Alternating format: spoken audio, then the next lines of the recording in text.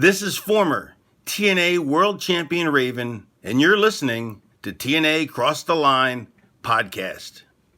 Quote the Raven, nevermore. And don't cross the line. Or do cross the line. I'm not really sure if you're supposed to, you're not supposed to. I don't know. Whatever. You get it.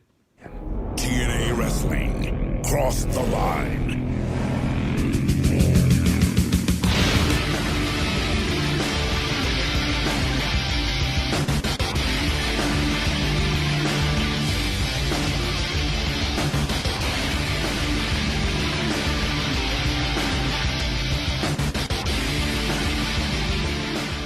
And we're back with episode 78 of the TNA Cross the Line podcast. I am Colling Jr. With me, as always, is Dallas Gridley.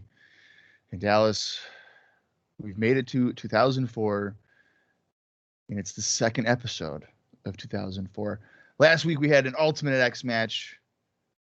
And this week, I believe we are in line for a ever-devastating tag team main event. We're both excited to finally be in 2004. And did last week's episode maintain your excitement? Well, Bob, of course it did. Ultimate X. Or Ultimate X 2. Ultimate X 2.0. Right. Last week was a lot of fun. I think it was a great way to kick off 2004. We got that new theme song. Hope you guys are enjoying that in our new episodes because I think it kicks ass. I mean, coming out of last week, I'm feeling pretty good. Our main event on tonight's show has some big implications, though, Bob. Oh, it's with Control, right? Well, it's a bit. I'm trying to fucking find I have it pulled up here somewhere. One of these fucking things. Hold on. Stay tuned. It's Jarrett. Is it Jarrett and Abyss, right? Versus AJ Styles and Erik Watts. Mm-hmm. If Watts and Styles win, I believe, is if then Styles gets a shot against Jarrett. But if Jarrett and Abyss win, I believe Erik Watts has to leave the company. That sounds about right. And also, you have to correctly identify Jeff Jarrett as the NWA World Heavyweight Champion. That's right. He is still the World Heavyweight Champion. Yeah, so make sure that you actually properly address him that. Right. I can't remember off the top of my head if we know much else on today's show. I could be very wrong about that. Well, we have the X Division 3-way. Number 1 contenders match, right? Michael Shane, Christopher Daniels, and Loki. That's right. That is a match. I think that's going to be pretty exciting. And the Rawhide strap tag match.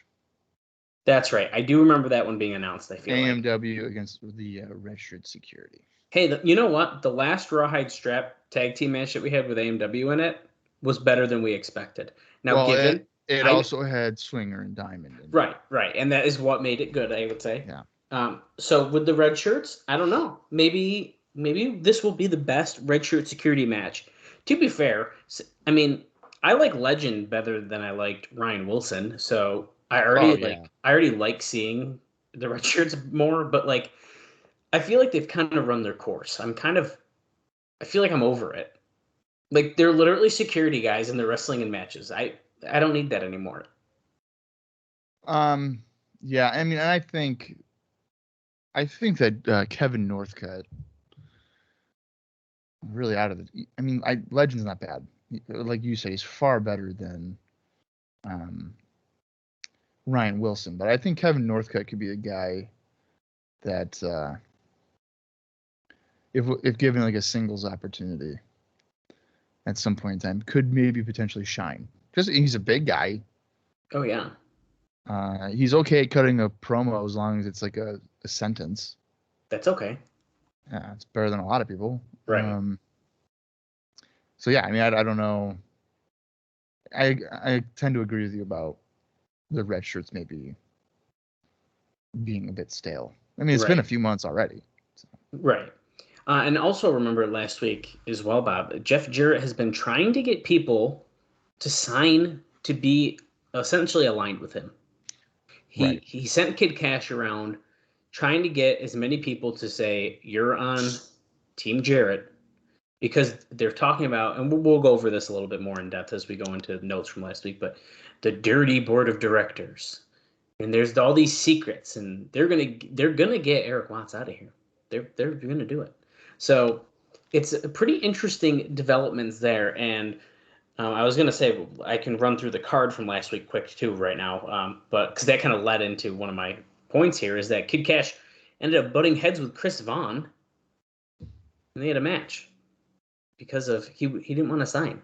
The black shirt security member wouldn't sign the paper. Yeah, I mean, was it last week's when they got the ticket lady? Yes, that happened during a pretty big spot in the first match, I believe it is. And that's in my notes. That's why I know that, because like Chris Harris was doing a big dive, and they cut away to like Sarah Lee signing the thing. And it was like, wait, that was a really bad moment to cut away, because we did a bunch of cutaways last week actually. Even like picture in picture, right? Right. Well, that's what I mean. Is like they were all there. Most of them were in the bottom left corner. It was either Kid Kash trying to get people to sign shit, or it was like Elix Skipper being like, "Come on, man, like Triple X," and like no one was doing that.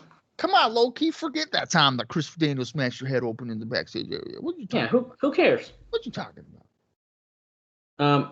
There's another big moment, but let's run down the card from last week quick. Let's get that out of the way, and then we can talk more in depth about a bunch of this stuff. Because I just thought about 2 other things that happened last week. There was a lot of shit that went down last week, Bob. It was a crazy week.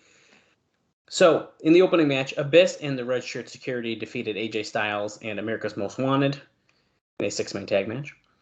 3 Live Crew retained the NWA Tag Team titles by defeating Swinger and Diamond in a shockingly short match, 3 minutes and 37 seconds. Yeah. That was very disappointing. Chris Vaughn defeated Kid Kash, and I believe that was due to the involvement of Don Harris, if I'm remembering correctly. Then we had The Gathering, CM Punk and Julio De Niro, defeating Raven and his mystery partner, The Sandman, because Father James Mitchell returned to the TNA Asylum, put the cloth over Raven's face, which allowed CM Punk to hit the Raven effect and get the win. He has apparently aligned himself with Punk and De Niro. Did not see that one coming. Yeah. And then, of course, we know that in the main event, Chris Sabin defeated Christopher Daniels, Low-Ki, and Michael Shane in the second Ultimate X match to become your new X Division champion, which I think is well-deserved and a fantastic way to start 2004. Yeah, Chris Sabin's absolutely great.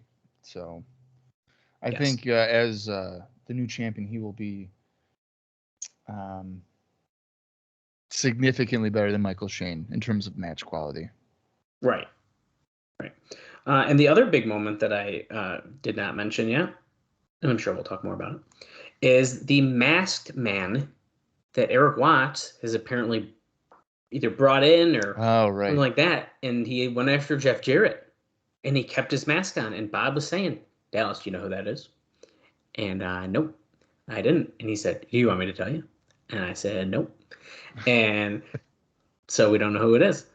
And he never took his mask off. Apparently, we have seen him before, according to Bob's teases. So I'm hoping they're not going to make this one go like 4 weeks, because I kind of want to know who it is. Well, I'll tell you, he's buff and he is the stuff. Okay, well, I know that's not true because I didn't see his stupid tattoo. Although, I'll tell you what, his arms were fucking huge. Huge, yes. Huge. Yeah. So that actually wouldn't... if he was wearing like long sleeves or something, you could probably fool me that was Buff Bagwell. Well, let me tell you, that guy, if he's on the phone and there's like bad reception, he'll say, "Holler if you hear me." I freaking wish, dude. There's no way, but I wish.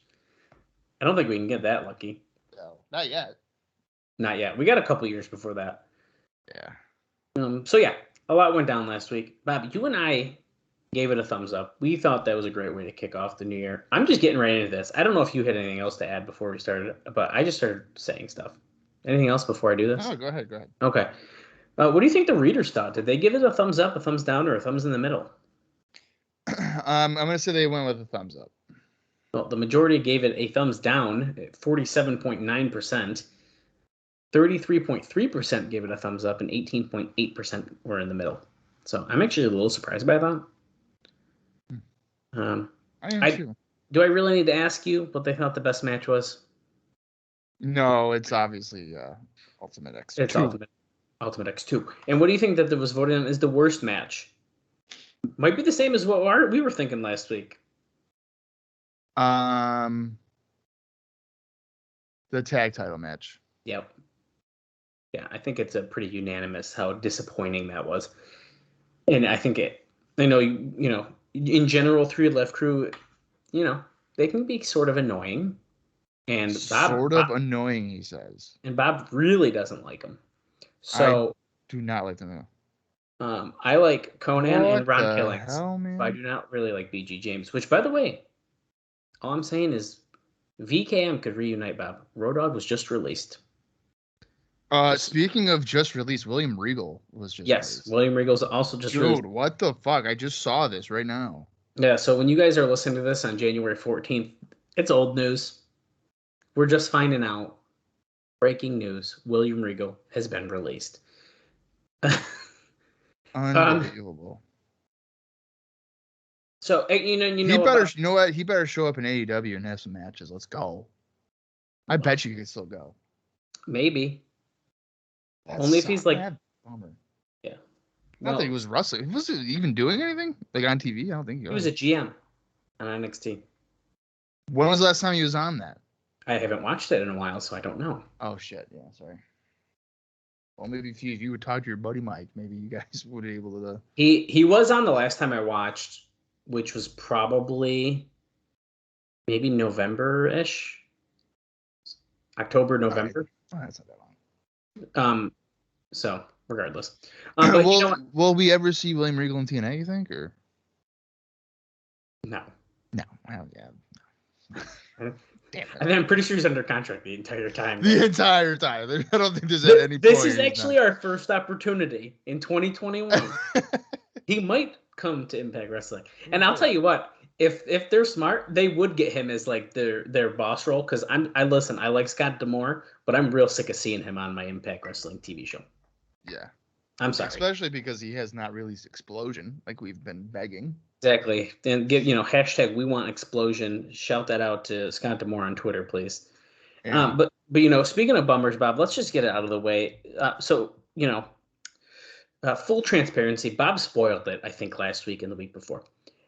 We recorded a bunch of episodes in a row. That's right. A lot. Me and Bob took a few weeks off, but we made sure that you guys had content to listen to. And guess what? That will continue to happen. It will continue to happen. We're not stopping. And you guys aren't going to stop getting content. However, there's going to come a time when we get to the Impact era where we're going to have like 25 episodes in the bag. Yeah, if you're fans of IcoPod, you'll understand. Right. But we might actually enjoy the Impact stuff though, compared to the they ain't that the WWF 96. Ain't that the truth? But unfortunately, the last time me and Bob recorded together, a few days after we recorded 4 or 5 weeks worth of content, Jimmy Rave unfortunately passed away.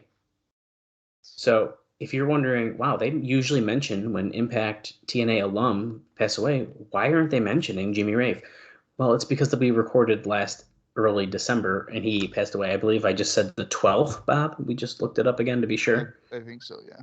Yeah, so unfortunately that happened. I was surprised, but unfortunately not as surprised as I feel like I should have been. Well, I mean, considering his recent health issues, right? I don't think it could be seen as a total shock. I would say it's devastating. Oh, I think it was very sad. He was only 39. I mean, that's crazy. That's incredible. Like, it's stuff like that where, I guess you could say for 20 years, I guess I had watched him wrestle, and to know that he was only 39. I feel like for me, when I can say I watched somebody wrestle for 20 years, they're like 50. But he wasn't even 40 yet. He was only 39. Yeah. I want to say that at some point on this podcast, I may have joked about because he had contacted us privately. I don't know if we brought that up necessarily. You did make I did make a joke. You made a joke at one point, but we did discuss that after the joke was said. I think once it was like, okay, probably shouldn't have said that, because he actually, I believe, you can continue, and then I'll just explain what was going on. Go ahead.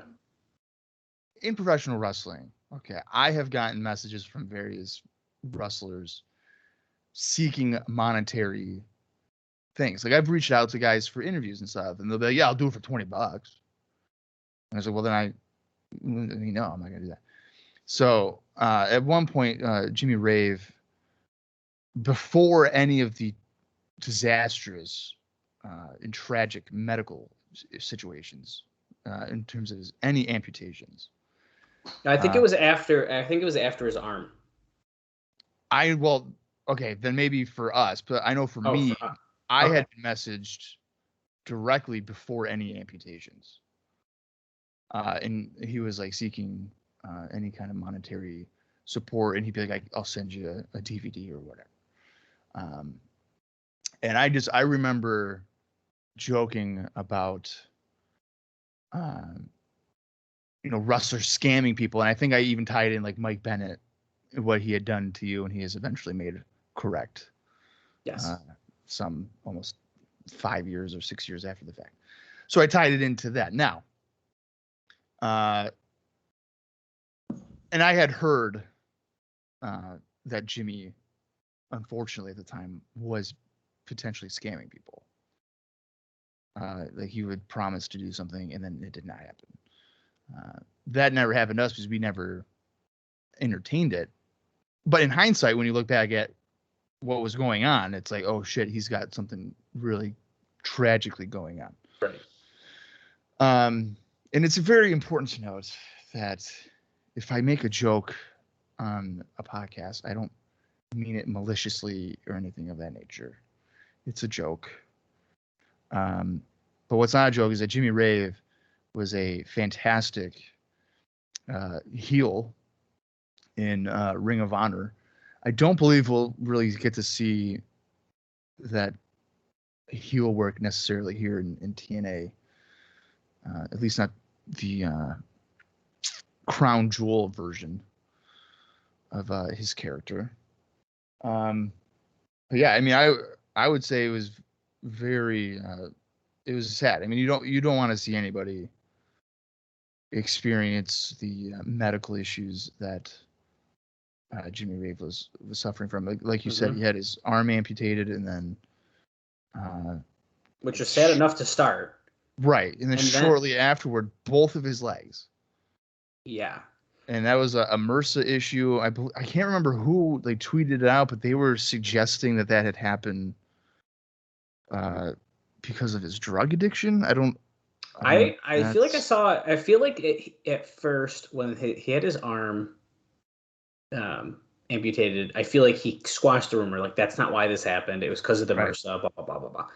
But then with the legs and then his unfortunate passing, it turned into, well, he got someone said he got the infection because of his prior drug use. Right. I don't know. It wasn't currently happening, but it was related to past. Related to it. Past related stuff. Yeah. Regardless, yeah. I mean, really sad. And then, I think what really was like even more sad about it to me was like Mick Foley did I think it was like a live auction or like signing and stuff like that. And he donated all of the money to Jimmy Rave for his medical costs, because this dude had over $50,000. And it was only counting. It was even more. It was like just adding up because he was still in the hospital. Right.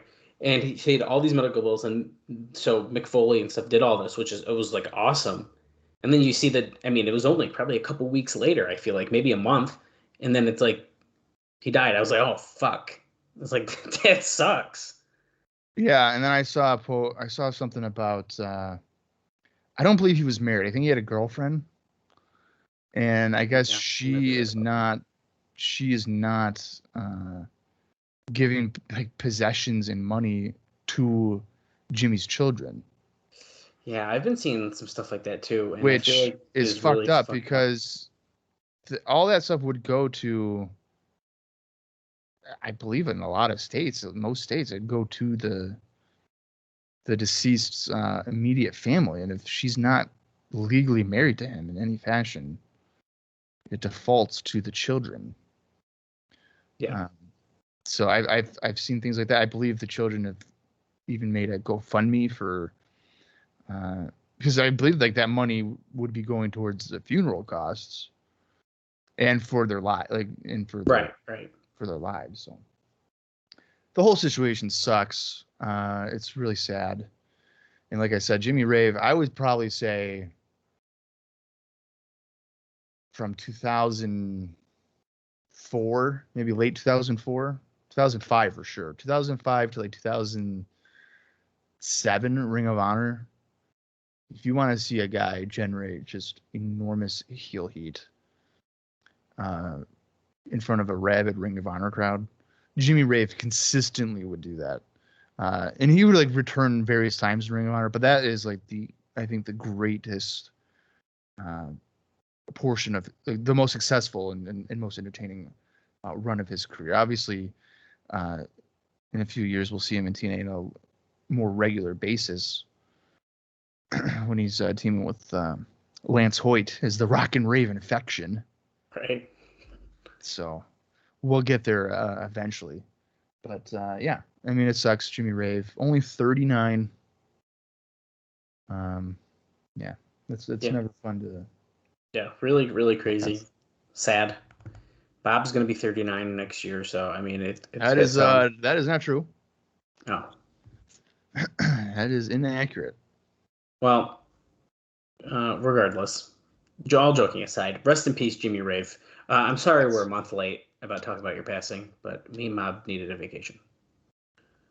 We really did. And then so we took time off. Right before we've come back on the air, Betty White's dead. So fucking Betty White. This and is you know what? Yeah. Betty White dies, Jimmy Rave dies, fucking William Regal's released. But you know what? 2004, baby. Let's go. I thought William Regal was a fucking lifer. Well, you think that he kind of would be. I don't know. Maybe Triple H really has lost a bunch of power. And it's like, fuck you, dude. All your buddies gone. That's what people are saying on Twitter. Shawn Michaels is next, dude. Gone. Honestly, anything would surprise me at this point with that place. I can never wrap my head around it. You're a fucking at least $1 billion company. $1 billion. Like, we know that for sure. And it's like, hey, William Regal, you're making $100,000. Let's say $100,000. Let's just keep it simple. $100,000. Guess what? Way too much money. We gotta let you go. Hey, what was that? What was that group with like Shane Strickland and all them? Oh yeah, yeah. Oh, shoot, what is Hit Row or something like that? Hit Row, yes. Hey, Hit Row. You guys are on an NXT contract, and like each of you guys are probably making like $40,000. So yeah, gotta let you go. Sorry. Sucks to know, yeah. Like, I don't get it. And I love how the excuse is always, well, creative has nothing for you. How the hell can you have a room of 40 people writing your shows, just looking at each other like, hey man, what do you guys got for let's say Roderick Strong today? And they're gonna be like, honestly, dude, I've been wrapping my head around this. Me and 39 other people. We got nothing. Nothing. So we should probably just cut them. It's crazy. But let me tell you, I got 17 ideas for Matt Riddle and him smoking pot. So let's just do that. Yeah, great. Like, no, I don't fucking get it. Anyways, I just threw up in my mouth a little. That was a lot of WWE talk on a TNA podcast. Oh yeah, sorry. Yeah, what am I talking about? Let's talk about some news and notes from last week. Let's talk about Johnny Swinger. Let's go TNA. Yeah. I don't know if I have any notes about him, but hopefully we will talk about him again soon. So as always, we're going to read some notes before. I got plenty to talk about during the show. Not a ton this week, though. But that's fine. The sooner we get through this, the sooner we watch the show, and the sooner that you get to finish your day job that I know you love, probably listening to a different podcast. So last week, the show drew a nearly full house, estimated at 1,200, which everyone was thrilled with. as it was freezing outside and it would be no fun to wait in a line to get in. So that's good. Based on pre-show lines, it looked to be about 2/3 paper. That seems to be the trend here, though. The amount of fans in the building was very close to the same number WWE drew at the larger municipal. Help me about municipal. I can't say it. Municipal. I don't know why you're asking me. I can't say it. Municipal auditorium. First. Damn, you gave him all the easy ones. I know. Hip hop anonymous. So they do the same number in the. I'm not saying it again. The auditorium for the SmackDown House show 2 days earlier. Municipal. The municipal auditorium. The main event, the Ultimate X, was a strong match, although not as strong as the first one, Dave says, with Chris Sabin regaining the title over champion Michael Shane, Low-Ki, and Christopher Daniels. Now, Bob, if you remember, Chris Sabin climbed to the belt, grabbed it, and the belt wouldn't come down. Oh, yeah, I remember, dude. He was yanking hard. He does a freaking huge back bump. Right. Dave says, at least they fixed that. In the first Ultimate X, the belt fell down several times with nobody touching it. The complaint was that the cables above the ring were much higher than last time. It made it a lot harder to take bumps, so the near fall type spots in the first match, where guys would be on the verge of getting the belt and then be knocked off, were much fewer. But to their credit, it was clear they didn't want to duplicate what they had done before. So I think I might have another note about. Well, weren't they also using like ladders and stuff? Yes, so we had like the ladder be involved. Yes, I didn't really like that. Me either. And actually, I do have more notes about that, but I'm going to be reading those during the show because it is from a Chris Sabin interview that he did. So we'll talk more about that after. Where did I lost my place?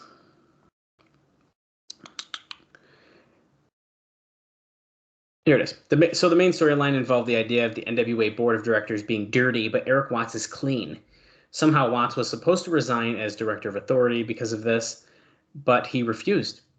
And it leads to the January 14th main event of Watts and Styles versus Jarrett and Abyss, where if Styles and Watts win, Jarrett must defend the NWA title against Styles, and if they lose, Watts is fired. And as we mentioned already, Kid Kash was trying to get people to sign that paper to show the loyalty. And then, like I said, I already mentioned the Sarah Lee spot being inserted right when Chris Harris was doing a plancha dive to the floor, which distracted from the spot and the very hot match.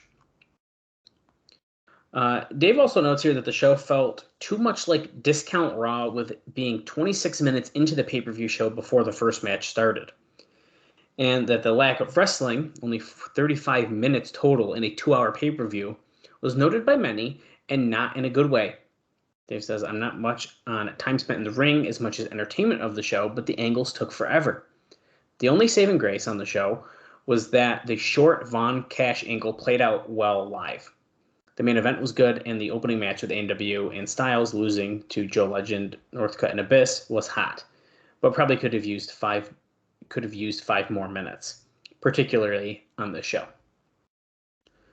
And then later in the show, we had when it came to announce the winner of Mr. TNA, and Dave says a funny comment here. He says, I was expecting them to bring back Bruce, since after all, he did go straight with April, with such a terrible name for Wrestler of the Year. So, because they're calling it Mr. TNA, because remember, he was like Miss TNA. Yeah.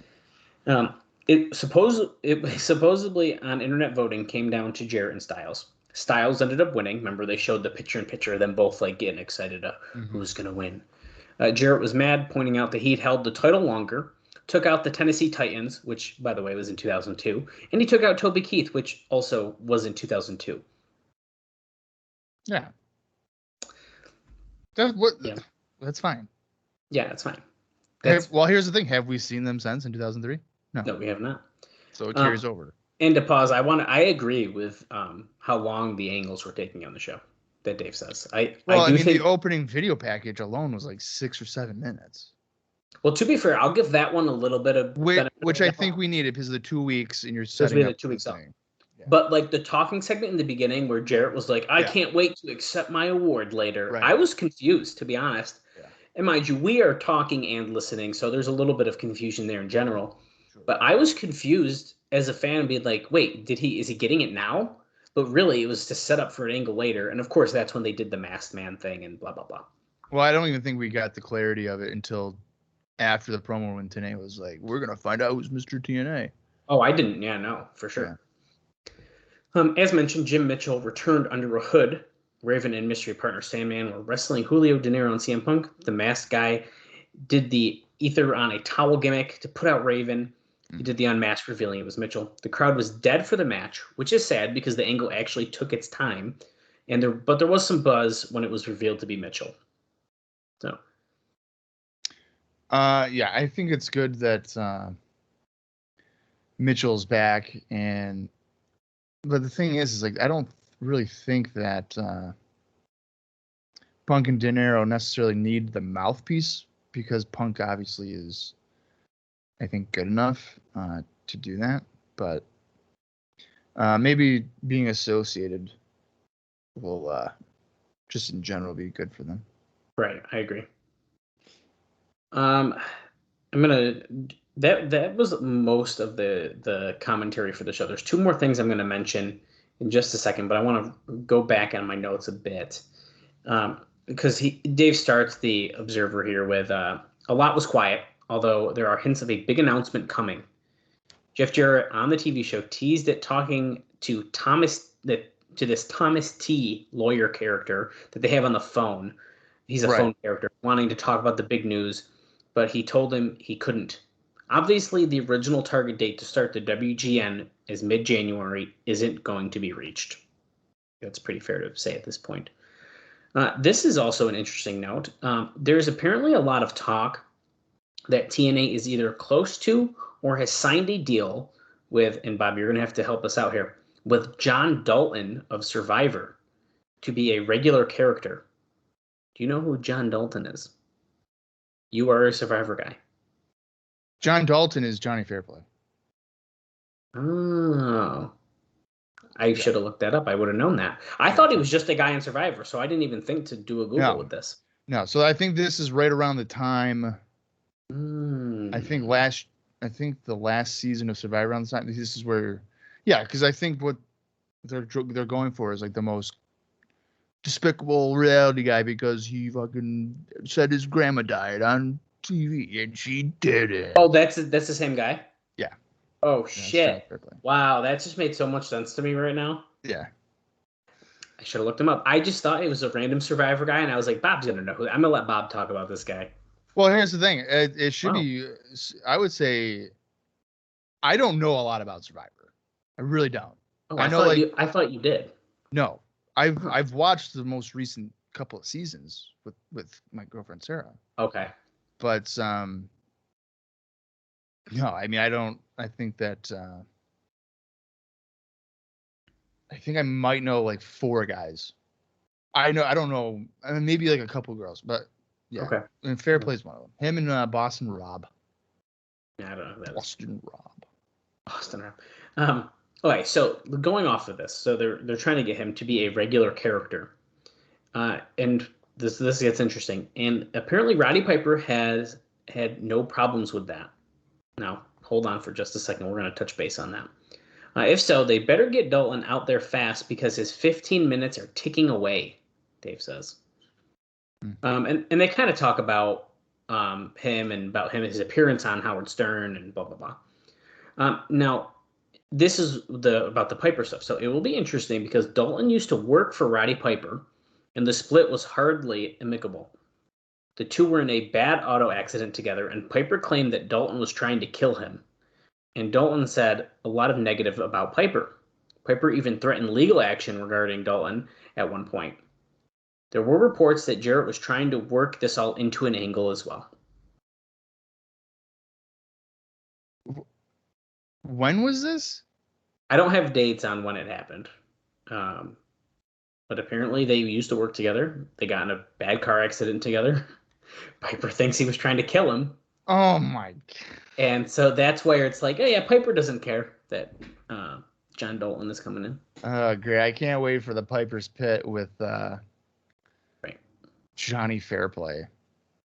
Should be good.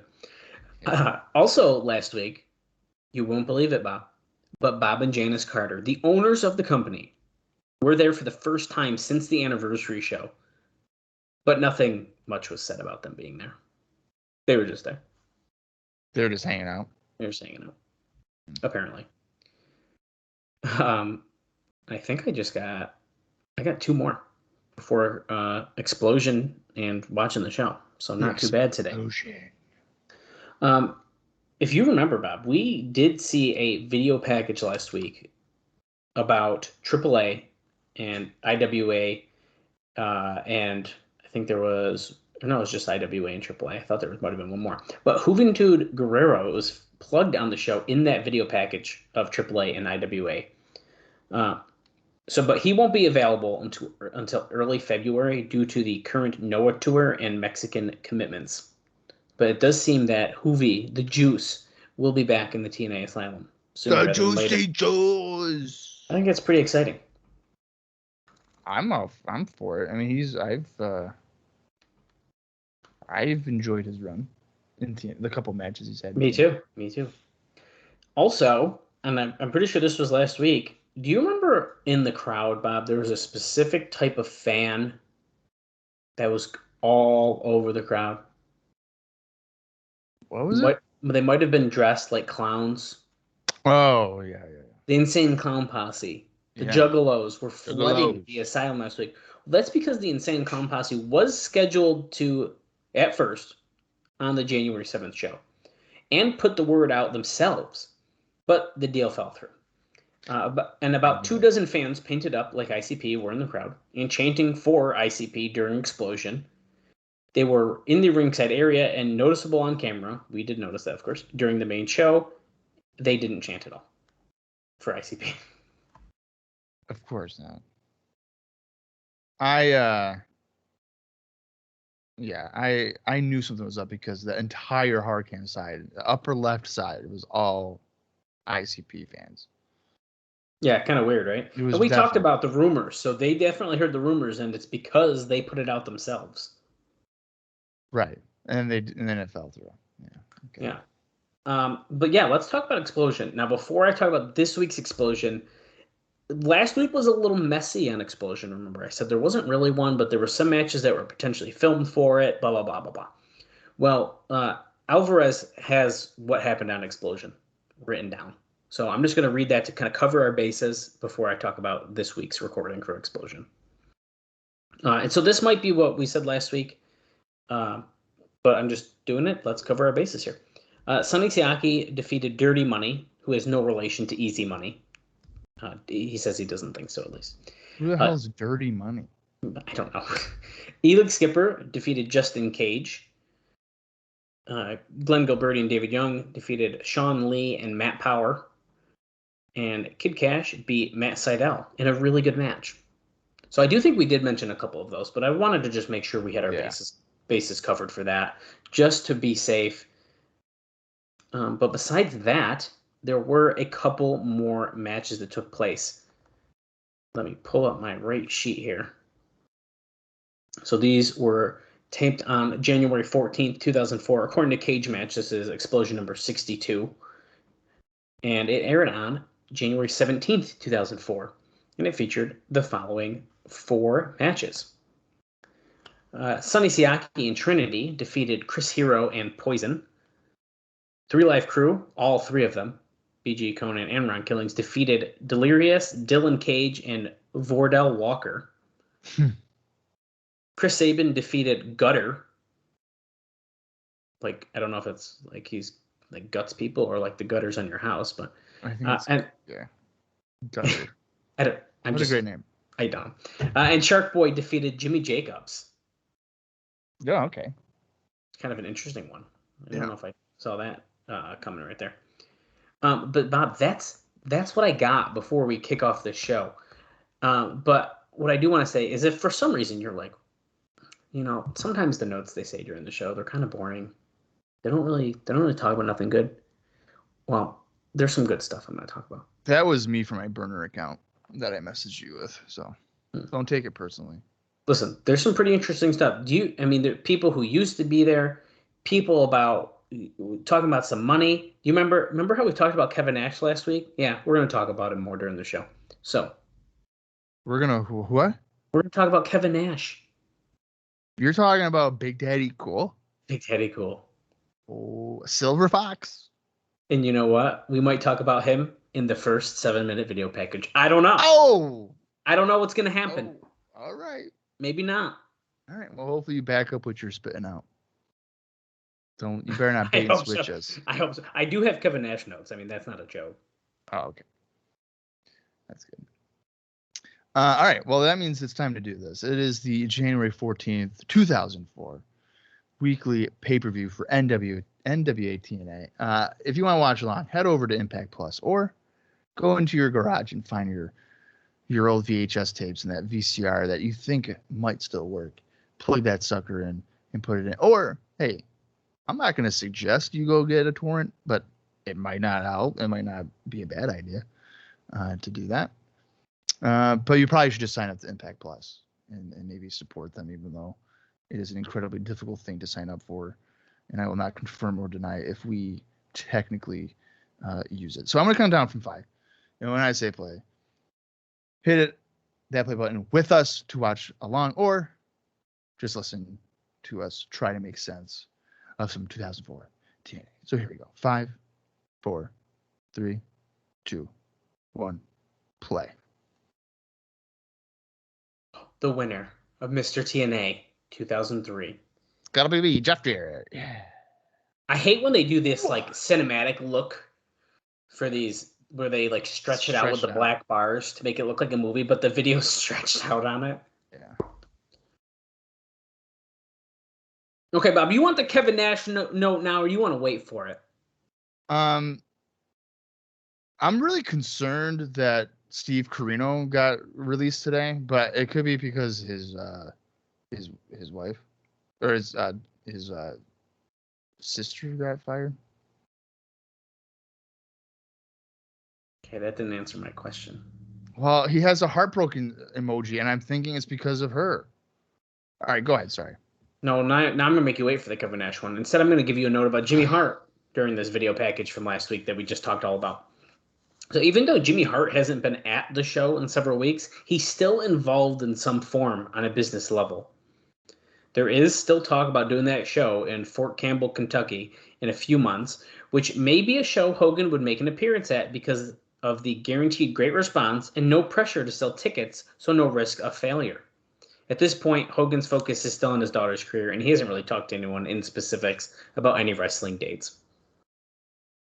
That's funny. Yeah. That's interesting. Jimmy freaking Hart. Just get rid of him. He's so annoying. And where was the show going to be? In Kentucky? Yes. Fort Campbell. I believe that's at like the military base. That's that one that we were talking about for a while. Step up, big boys. Oh, wait. Do you remember this too, Bob? I forgot that this happened. Right here. Ready? Goldilocks answered for Erik Watts and Styles. I do. And remember in the video package last week, Don Callis was like, there's a lot of money. And she's like, oh, how much? Right. It was like really creepy. Yeah. It was really weird. Yeah, it was weird.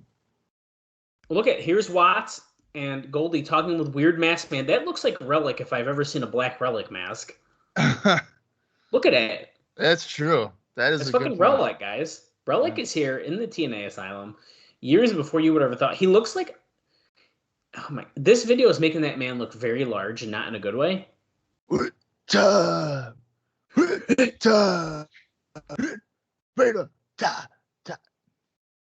taking care of this as we paint to the ceiling. Jarrett, this is obviously from Explosion, I'd have to guess. Jarrett saying it's finally paying off to Don Callis. Yeah, Hogan gone. Sting gone. Dusty gone. The list goes on and on and on. The list goes on and on and on. Speaking of lists, Bob, I mentioned this to you off air, but I have some good housekeeping, as the Major Brothers would say. On our year in review episode, I missed two names that made their debut in 2003, and I feel that I need to mention them. Mhm. I missed Kevin Sullivan and Tony Schiavone because Well, their appearances were so minute, I totally forgot about them. yeah, and I'm sure Tony wouldn't be offended No. that you forgot because he tends to want to not remember that. No, but I've remembered. I don't know how I remembered. Maybe I was going through some of the posts or something. I found it. I was like, oh crap. 4:30 p.m. Central Time. Here's Goldie, Erik Watts, and AJ Styles coming together. Goldie looks like my girlfriend's mom there, kind of. Is she hot? Maybe in her younger years. I don't know. 5:05 p.m. Central Time. Central Time. Sorry. They have a very dusty-looking phone. Could have wiped it down with a Clorox wipe, but who am I to say? Let's say Jeff's to-do list. Signatures. Cash. Masked Man? Question marks. Watts last night. match. Or last night, yeah.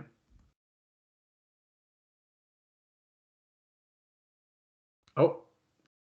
He was about to rip. Release date of something. Of big.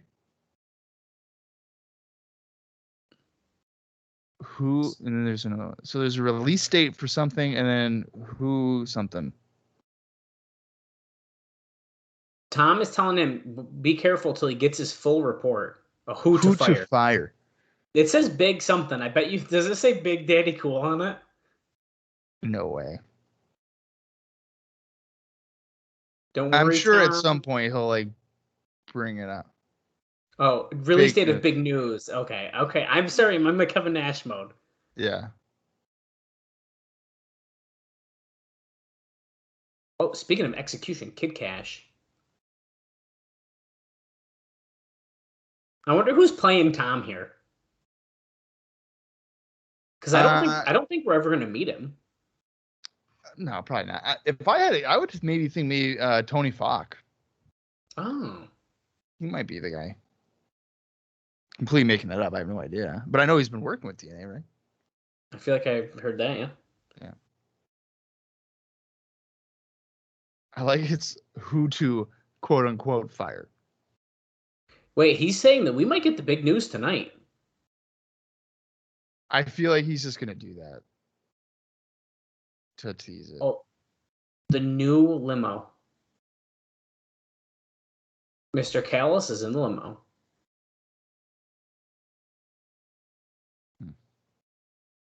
What's the word for the night? Execute, execute, execute. Execute, execute, execute.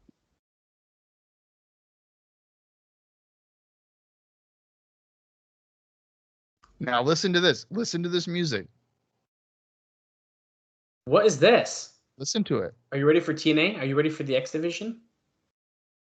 Are you ready for tag team action? Wait a second. Here we go.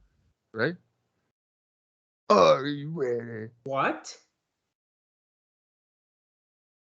Are you ready? TNA's got it going on. Wait a second. This is like the Macho Man song, dude. Is he gonna start singing Macho Man? Oh my God! What?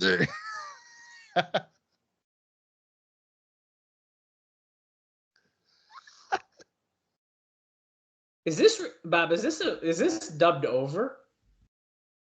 What do you mean? What is happening? Macho Man singing the TNA theme song right now? I think he's making his own song. But it's like he's singing like the TNA song. This isn't the same one that's on the album, is it? No, I don't think so. Wait, is that going to be the song going forward after I just edited? Freaking. I don't believe it's like a long-term thing. But okay, well, I'm not changing it again. It's a couple of songs. Oh hell yeah! Match graphics. America's Most Wanted versus the Red Shirts. Rawhide whipping tag team matchup. Oh, yeah, Skipper and hey, Shane Douglas kissing Tracy. That's inappropriate. Skipper and Shane Douglas, pound for pound, the best. More Contender, Loki, Michael Shane, Fallen Angel. They switched up the background a bit on these, but still pretty similar. Got the flashing blue lights, the blue lines everywhere. Referee Glenn Gilberti, Simon Diamond versus David Young. Oh, come on. Sandman and Raven versus The Gathering. Double Singapore cane match. But no one's heard from Raven. Erik Watts and... Well, look at the Goldilocks and Erik Watts one. I like how every single guy seems to have to turn around. Well, they probably made him do that. Well, yeah, but it's just kind of funny.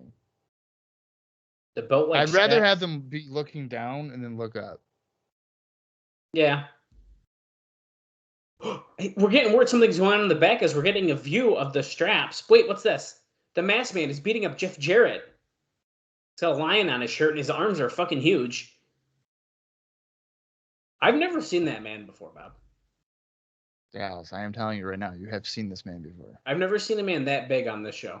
Look at those arms. Maybe he's gotten a little bit bigger since the last time. A lot of it, if anything.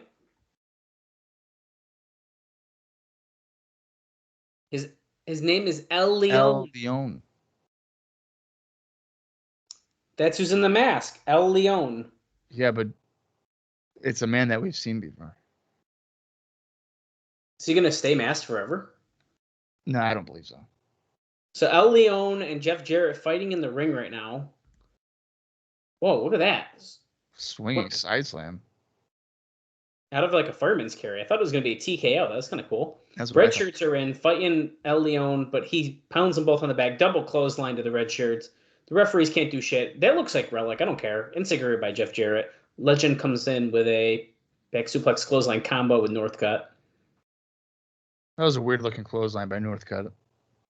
Yeah. Not a bad tag team move, though. Honestly, I kind of liked it. Yeah, but it really didn't seem to follow through well. No, I agree with that. As far as his end, yeah. Okay, they're trying to rip the mask off him, but his head is so large they can't. Jarrett's got a chair. Oh, kicked right into Jarrett's face. Well, kind of. He kind of just stumbled back. Oh, I thought he was going to smash him over the head with that chair. Perfect timing by Al Leon. He slipped out of the ring, goes through the crowd. He's booking it. El Leon. He escapes without having to suffer a vicious chair shot by Jeff Jarrett. Black shit security. Thank God. Oh, that's 2 weeks in a row, Jarrett. Mike Damn you, Jeff yelling. Jarrett. You can go to hell, Jeff Jarrett. Look at this fan giving the finger to him down west, scared shitless, because Jeff Jarrett's coming after him in TNA again. The 2 fingers. Damn you, Mike TNA. Damn you. I just saw an ICP. Oh, there's Dutch Mantel right there. Is that his first appearance on TV? His first actual appearance, yeah. Yeah. He probably was like, yo, you guys are going fucking long. Let's go. He came out from the back to say that. You guys are going fucking long. We are 12 minutes and 5 seconds into the show, so just saying. Look at that guy's got the NWA title. They're fighting. Oh, they're censoring something. All okay. right. Our jobs could be at stake today. Well, speaking of releases, okay, today. Jeez. Technically, the red shirts, yeah, are already out here for the strap match. Oh, that's true. Yeah, so they're doing their job and then they immediately get in a match. We find the defendants guilty. Guilty. Blah. We find the defendants guilty. I'm saying it now before I even get a good look. Jamie Storm don't look too excited. Look at him. He's just kind of...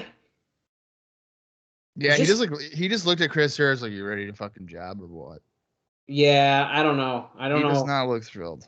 I think they're losing, and I think he's taking the fall.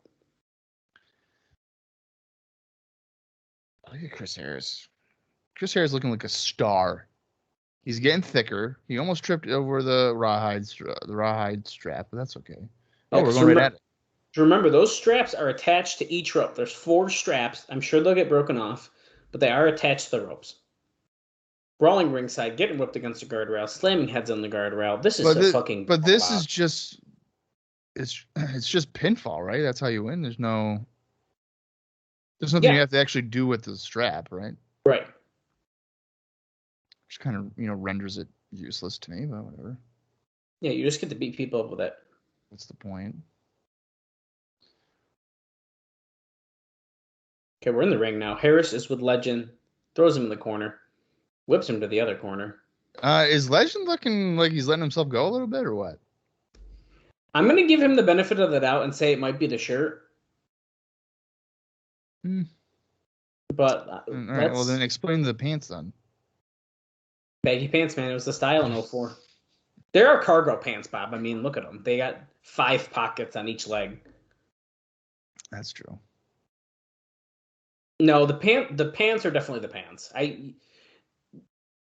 I'll give you maybe the upper body. He's wearing a t-shirt. He doesn't have to show the bod off as much. He might have had a couple extra treats. And would I blame him? No. No, I wouldn't. I would totally support it. Exactly. Atomic drop by Harris on Northcutt, and now he's going with a vicious left hand lariat. Grabs a hold of that strap. Okay, he grabs a different strap because he realized that one couldn't reach. Yeah, he was too far away. Legend stops it, breaks it up. But now Northcutt has the strap. Wait, is it only on 3 sides? Oh, no. Okay, there's the 4th one. No, yeah, there's 4. Look at his back that you can't even see anything on yet. Yeah, there's no mark on it. This is brutal. Tags in James Storm. I bet you when James Storm, he knows that he's losing, he's just extra stiff. I don't blame him. I'd do the same thing. Off the rope, drop kick. Oh, fuck. Speaking of stiff, that fucking drop kick. I kind of thought that was a funny looking drop kick. It was funny, but he hit him. It was like a tiptoe drop kick, too. Right. After a drop to hold. Oh, up and over, but Legend stops him.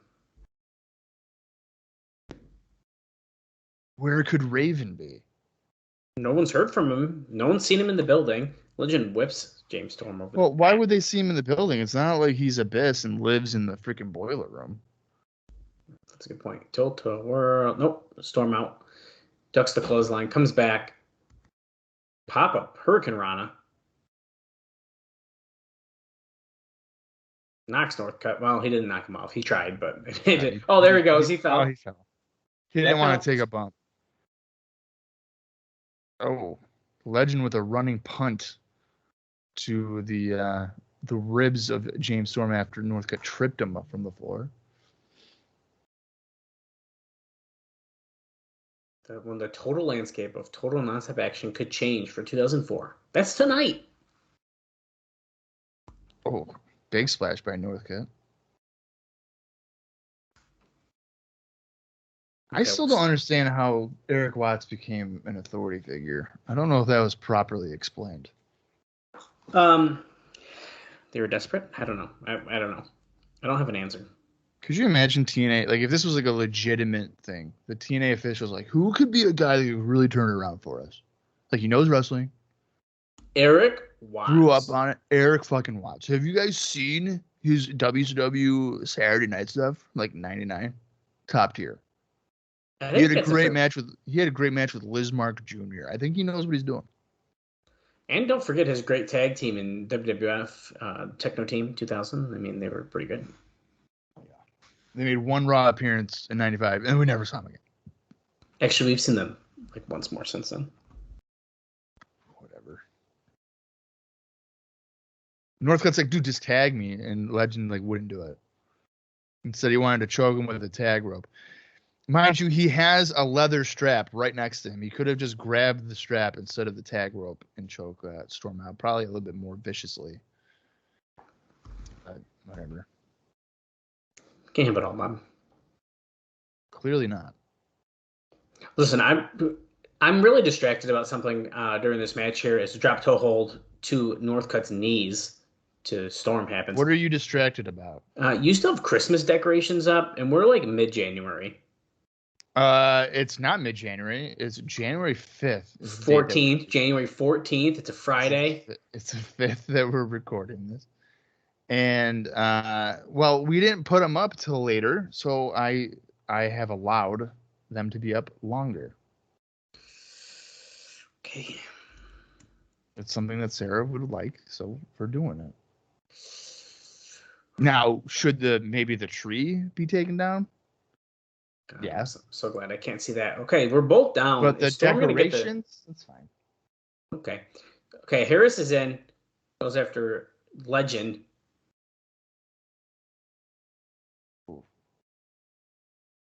Lariat. Another clothesline sent Northcutt to the floor. Phil Nelson, down he goes, Legend.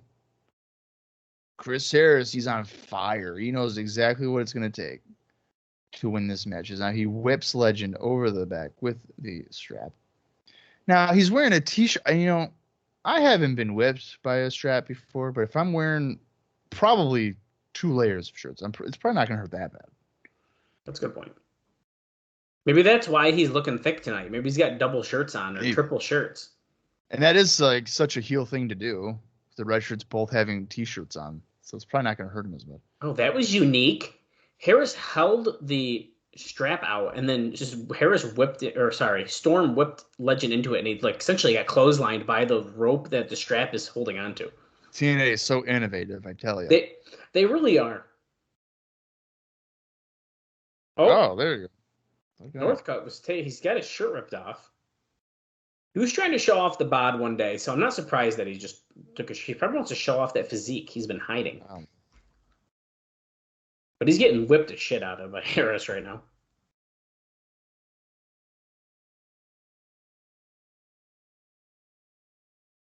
Oh.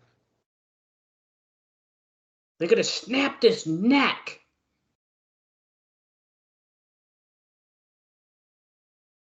Uh-oh, Northcutt's got the strap. Is that Storm or is that Harris? That's Harris. He ducks. Oh, a spear. That should do it. 1, 2. No, just a 2, yeah. He almost got it. This is so intense. Mike Tenay is really emotional.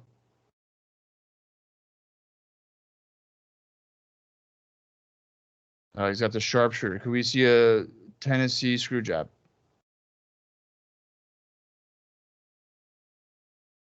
Uh-oh. Oh, now he's going to whip him with a strap, too? Oh, just give up. Just give up, Northcutt. It's not worth it. Oh. Oh. Big boot to Harris. That's 1, 2. Oh. That totally wouldn't have shocked me if they just went off of that for some reason. I wouldn't have been surprised either.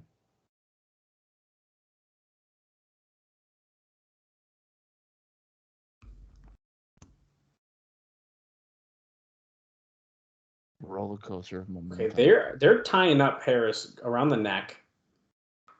His Legend is beating him. Oh, roll up. Why is Andrew Thomas on the apron? I feel like he's just asking for trouble.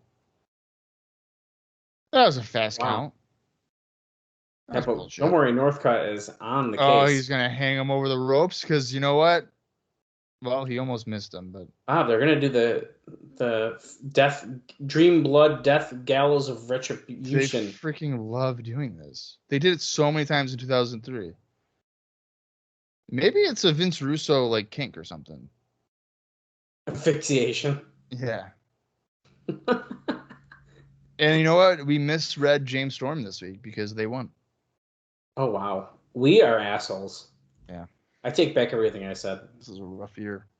Are you taking back your Christmas decorations comment or no? No, not that. People are lucky my tree was up on Christmas. Doesn't Northcutt look like have the body of a guy that's definitely on a keto diet, or is it just me? Oh, hold on. Let's get a good look at it. I think you might. Knowing my luck, they're not going to show him again. No, I think you're right though. Like, he's definitely slim, but he's also jacked. Right. And I feel like that's every keto guy I've ever met. That's a keto. Yeah. Yeah, he's in pretty good shape, man. That's pretty good shape.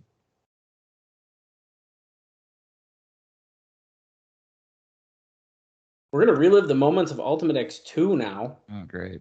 So I can just tell you something during this. Let's see. What do I want to tell you? What kind of news do I got for you today, Bob? I don't know, man. Just dish it. This one's kind of funny. Okay. This is Alvarez says this. As God is my witness, the latest TNA email newsletter included an ad from CableTheft.com, a company whose slogan is, quote, "You're paying your bill, why aren't they?" And it said, quote, "Know someone who watches TNA pay-per-view illegally?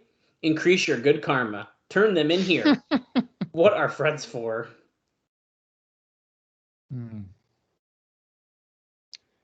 Basically, hey, be a snitch. Yeah, be a snitch. You wouldn't steal a... What's the thing? You wouldn't steal a MP3 or something? Or a car. You wouldn't steal a car. Remember those commercials? People would, though. Yeah, but you remember those. Yeah. Those are some good shit. You know what? Since these releases have happened, Conrad, of course, is suggesting that maybe he'll get in contact with people to do a podcast. I mean, obviously, how do you not go for William Regal? I would listen to a William Regal podcast. I can't listen to more podcasts. I'm already podcasted out. I would not listen to a Road Dogg one. Blech.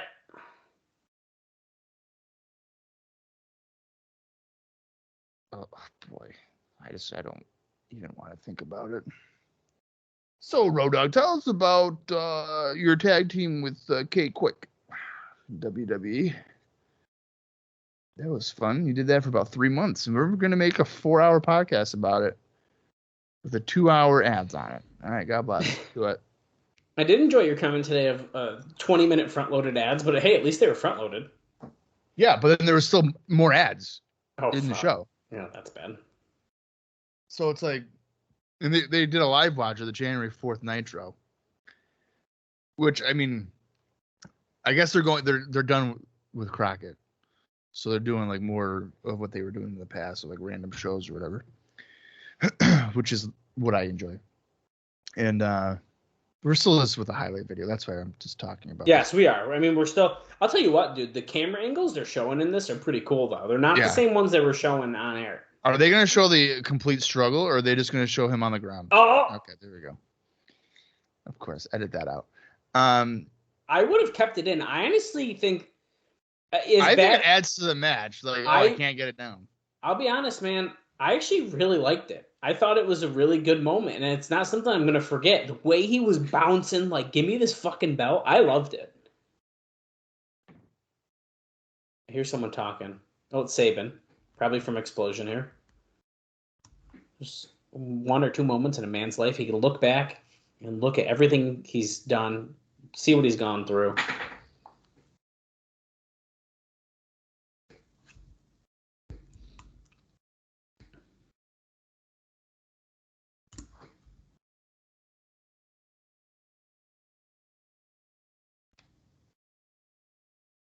This is one of those moments.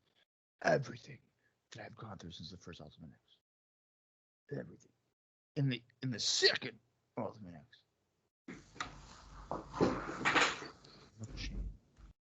Everything that I've put into this match, it was all worth it. That's right, Chris Sabin. I'm the champion now. Did I say he was my wrestler of the year? Because if not, I'm saying it.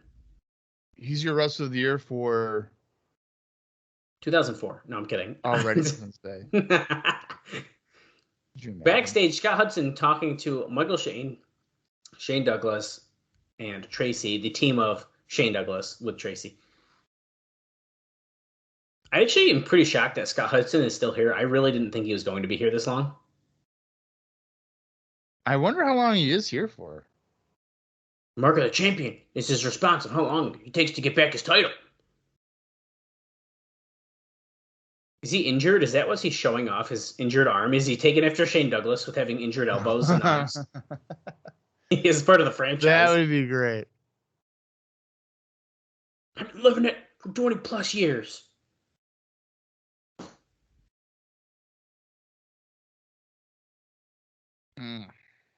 There's a reason that you're one of three. I'm gonna go on a prediction here and say that tonight Shane Douglas will be wrestling with a T-shirt on. Why do you think so? I mean, it looks like Shane Douglas might have found the hostess in his cabinet, and he couldn't stop eating it. The hostess, the cupcakes, cakes, some Twinkies. Yeah. I like ho-hos. Not Swiss cakes, ho-hos. It's not the size of the fighter, but the size of the fight he will. Oh, great! Yeah, that's what we need. You can do is be ready below. Oh, I thought it was a highlight of it. It's his entrance. Yes, we are. Oh, okay. Number contender match up next. I'm going to read some X Division interviews during this match from Brooklyn, New York. This is low key. They got so many blue lights on him, you can't see him, but here he is. I don't get the moves he does. Like when he comes, like what was that little thing he just did? I don't know if low key necessarily knows. Okay, I really don't know, so I'm just asking. From the City of Angels. Do you think that's really like the way that Loki talks and like the tone? Do you think that's like legit, or is he putting it on? I kind of think it's legit, which is like. My name is Brandon, and I am a serious professional wrestler. By the way, No, vaccines. No, stop it. Oh, Do not. Sorry. Do not let the government control us. Fight back. The warrior way. Here's Christopher Daniels. Do you know someone who watches TNA Pay-Per-View illegally? Or do you know anyone who watches TNA Premier Live events illegally, Bob? Well, I wished that I did, because then they could have helped me watch it illegally back in the day. But no, I didn't. Premium live events. That's what it is. Premium live. I remember. Okay, I thought you had new music. I do remember, like the few monthly pay-per-views I would buy in 2004, that they'd have like little beginners like, "Hi, I'm Frankie Kazarian," and maybe we've actually seen it already, but he'd be like, "Hi, I'm Frankie Kazarian, and you better not steal your cable, because that's just not cool." Oh, I don't know if I've seen that. It's like, what? That's awesome. Shit, dude. It was a different time.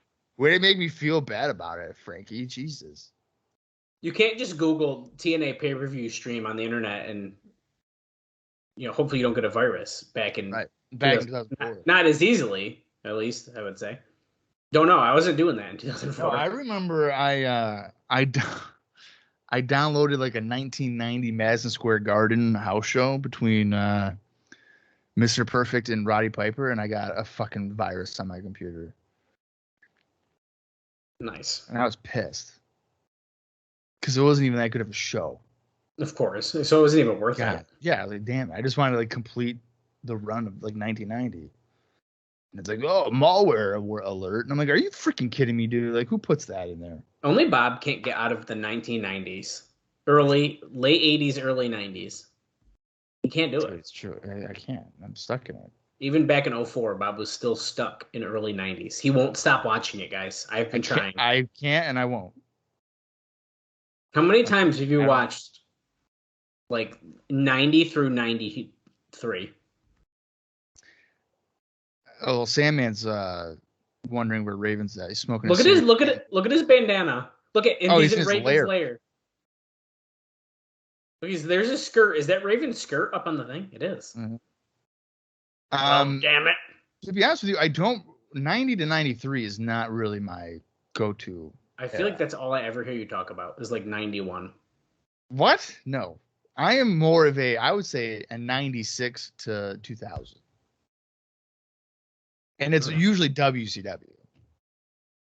Well, whenever you're talking about like random stuff, I don't know. Yes, I agree with your WCW thing because we've been talking about Nitro and stuff like that. Yeah. But I feel like it's like, fucking Mr. Perfect versus Jake the Snake. No, dude. I've been talking to you about Impact 2010 a lot. What are you Well, talking not no. Now we are.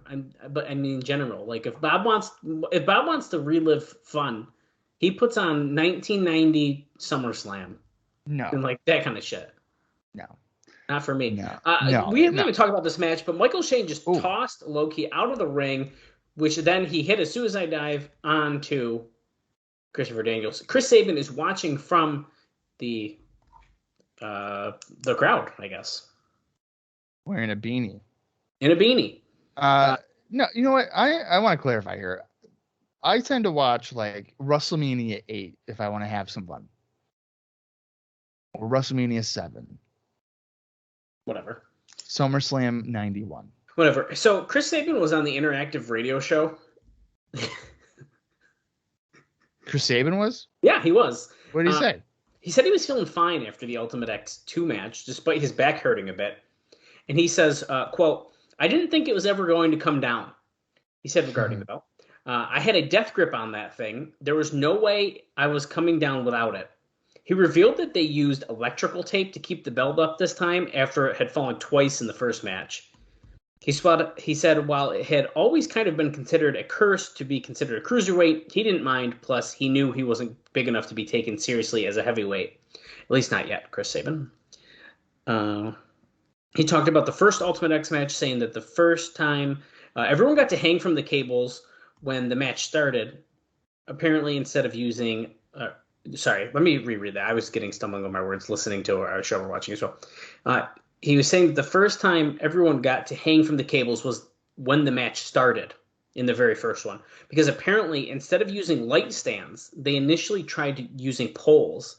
So they flew the guys into practice, and as soon as Sabin jumped up there to give it a try, the pole bent in half. So they freaked out and had to come up with a new scenario, and it ended up with the guys not having any time to practice. So we saw the first time they were on it during the first Ultimate X. How do you feel about practicing before the actual match? Or are you like Eric Bischoff where it's like, let's just go for it?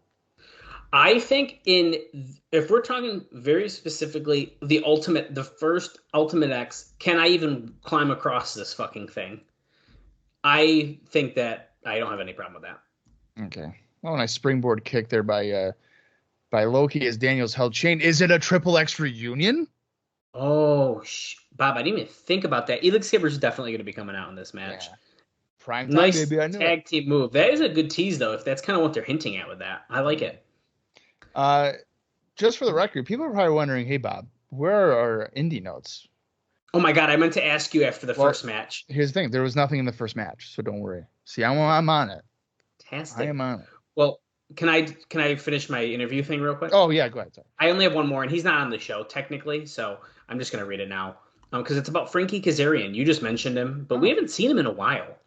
Yeah. It's Loki's doing some nasty kicks as Daniels hold him. Well, yeah. Well, he's completely disappeared from the program, besides supposedly being under a contract. Yeah. He said he wasn't sure why TNA wasn't using him right now, and that was pretty much it. That's unfortunate. Yeah, I have a Trinity interview as well, but I would assume she's going to pop up during the show, so I'll hold on to that one for right now. Okay. Well, Christopher Daniels was busy over the weekend. He won a four-corner survival match on a Jersey All Pro and Ring of Honor joint show called Collision Course, where he defeated AJ Styles, CM Punk, and John Walters. Wow. Loki just did that kickback move, but Daniels ducked and he nailed Michael Shane with it, which is pretty nice. He just did it again, it looks like. That was on January 9th. And on January 10th, Christopher Daniels teamed up with BJ Whitmer and Dan Moff, as they are known as the Prophecy, and fought the Second City Saints, which is Ace Steel, CM Punk, and Colt Cabana, to a no contest at Ring of Honor's The Battle Lines Are Drawn. There's that. And then Loki was also busy. He was wrestling for MLW as he drop kicks Michael Shane on the right knee, and this is a Shiny Wizard, but there. He goes. He's trying to get an armbar in. He's not. Arm breaker, but Michael Shane is not letting go of his hands there. Oh, you idiot. Okay. Daniels turns on his former partner. Loki lost to Homicide on January 9th at MLW's Reloaded Tour. And then on January 10th, he defeated Chad Collier. And interesting note there is that those were the final 2 shows of MLW's original run. Oh, wow. So there's that. And that's the indie notes for this match. Oh, big elbow by Michael Shane. Got good air on. Yeah, he did. As Daniels had, I can't remember the name of the move. It's not the Koji clutch. Is it? Is it the Koji clutch? No. Oh, fuck. I don't know what it's called either. And Tenay didn't say it either. It might be the Koji clutch. I think it is, because like the Coquina clutch is what Samoa Joe does. Yes, it's the Koji clutch. Yes. Ooh, I'm Mike Tenay, baby. Let's go. Look at that. Professor Dallas Gridley. That's right. Oh, is he going? He's going for Angel's Wings. Reversed by Michael Shane. I like how Don just tried to say that this is like watching Ultimate X2. I don't really think that's accurate. Listen, I love you, Don, but come on. Oh, There's look really- at this. Middle you know rope. what? And speaking of Don West, it was announced that he has cancer again. Yes, that also happened on a break. Jeff Jarrett sent that tweet out. Yeah. He beat it Yeah. once. He'll beat it again. Yeah, he'll be good. Bridging up Daniels and Michael Shane. Oh, Pulinik going for the backslide. Nope. Counter. Angel's Wings. He hits it. Oh, is he gonna get him? Well, Loki was starting to get up, so I'd guess not. Nope. Poke in the eye. Loki goes for the pin, but nope. The crowd is chanting Loki sucks. Oh, I should say like 3 people. 3 people were. They must have had a political conversation with him. Goodness, Bob. I forgot to say how many people are in the crowd. How many people do you think are in the crowd tonight? I am going to say 950. Well, Bob is looking at my notes because he's right, 950. Oh, really? Yeah, so we're a little down from last week, but that's not too bad. Crushing it. We're on the middle rope. Loki's sat on the top. Daniel's climbing up to the top here. We're definitely getting a tower. Oh, no. Michael Shea pushed Daniels out of the ring. Oh, Loki's got the dragon punch. Oh, no. He's done. Oh, Nope. shit. Oh, I thought he was going to do a somersault. Dropped him right into the corner. What does he Hit the call that? turnbuckle. The bite of the dragon? No, that's the dragon clutch still. I think the bite of the dragon is on the ropes. Oh. Oh. Somersault kick. Rolling count. I think the same 3 people that were chanting Loki sucks started a low-key chant. It does actually sound like that. I'll tell you what, for 950, it doesn't look bad, like in the crowd. Like, it still looks pretty good. A lot of people are standing up. Hard cam side, there's a bunch of people standing. Yeah. It does, Most of the- I agree. It doesn't look bad. Oh, there's Shane Douglas. Oh, it was going for the key crusher. Shane Douglas stopped it. He just, oh shit, super kick by Michael Shane. 1, 2, 3. Wow. Michael Shea might have been the last guy I wanted to win that match. Yeah, I didn't expect that, to be honest with you. That was a pretty fun 3-way match. I thought that was good. I would say it was good. I just don't know if I would want Michael Shane to win. But that's just me. And I guess, it's kind of built in that he's got the feud with Sabin. So. Yeah, I think it makes sense. And honestly, like he just earned himself his deserved rematch for the title. Right, yeah, that's what I was thinking. So realistically, I'm not complaining about that. Yeah. And I'm sure Daniels and Loki are in Japan or something, so it don't matter. Antonio Pena and Armando, I forgot his last name already and I missed it when he said it. TNA has reached an agreement with AAA. It's official. Bringing the 2 best wrestling companies in North America together. This is exciting. I know exactly what he's talking about. He's saying, Jeff Jarrett's going to win our title, and then he's going to wear it on TV, and it's going to be the Mexican heavyweight title, and we're going to cover up the AAA plates. Have you got to that in your watch along yet, Bob? Isn't that in 2010, or is it earlier? What is it? When Jeff Jarrett wins the AAA title, and then he wears it on Impact, and then like they have fake plates on it, they cover it up. That's in 2010? I thought it was. I might be wrong about that. Hold on. I don't think that's that time. When is it? I don't know, but I don't think it's then.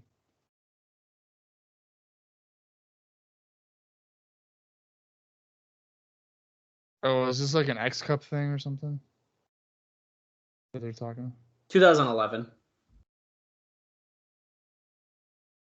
Triple A will be here for the best. TNA. February 11th. Bob was yelling, so I missed the official announcement there. But we're seeing the same video package we saw last week. AAA, Juventud Guerrera. Los Double J. I need to watch that. Los Double J. 2011. Like when in 2011? It looks like he might win the title on June 18th. If you just type in Jeff Jarrett, Mexican heavyweight champion, there's the first video is Los Double J. That's great. Is that La Parka? Or is it LA Park? I don't know. It's probably LA Park, which is the original La Parka. I don't know. That might be the fake one though. I don't know the timeline, to be honest. That's a good point. And this is AAA footage. He might have been. I don't know. I have no idea. Want to know? America's X Cup. There's AAA a six-sided versus TNA. ring there. There's a six-sided ring there too, by the way. That's a really great point. The following internal problems matchup. Is that what they're calling it? That's what he just called it. Going Gilberti. Internal problems matchup. So Bob, February 11th, AAA versus TNA. Super X. Yeah. Great. I'm not gonna say that's the show Bob's really excited to watch, but that's definitely the show Bob's really excited to watch. I don't think that one I'll mind. There's one. Oh, that's not the one? No, I think it's in April.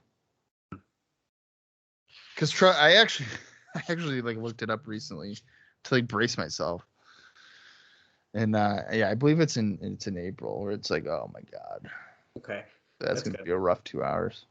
Well, here's David Young. Heavy hitters you don't want to fuck with. We haven't really seen the Cage Girls today, and that's kind of disappointing. Not very much. Simon Diamond coming out alone, very weird. So you know what? This is going to be a tough segment. I can already feel it because your special referee, Glenn Gilberti, is a heel. David Young is a heel, and Simon Diamond, guess what? Hey, spoiler, is a heel. Well, he's turning more babyface though. Yeah, but like he's a heel. I mean, technically. Look at Glenn. Look at how he's like, I don't even want to be here. I like how he has an official NWA referee badge. He's on the microphone. Just because I'm wearing a referee shirt doesn't make me an idiot. This is the internal problems match. So I'd like you people to stay out of it. Jesus. Guys, you know the rules. Let the best man win.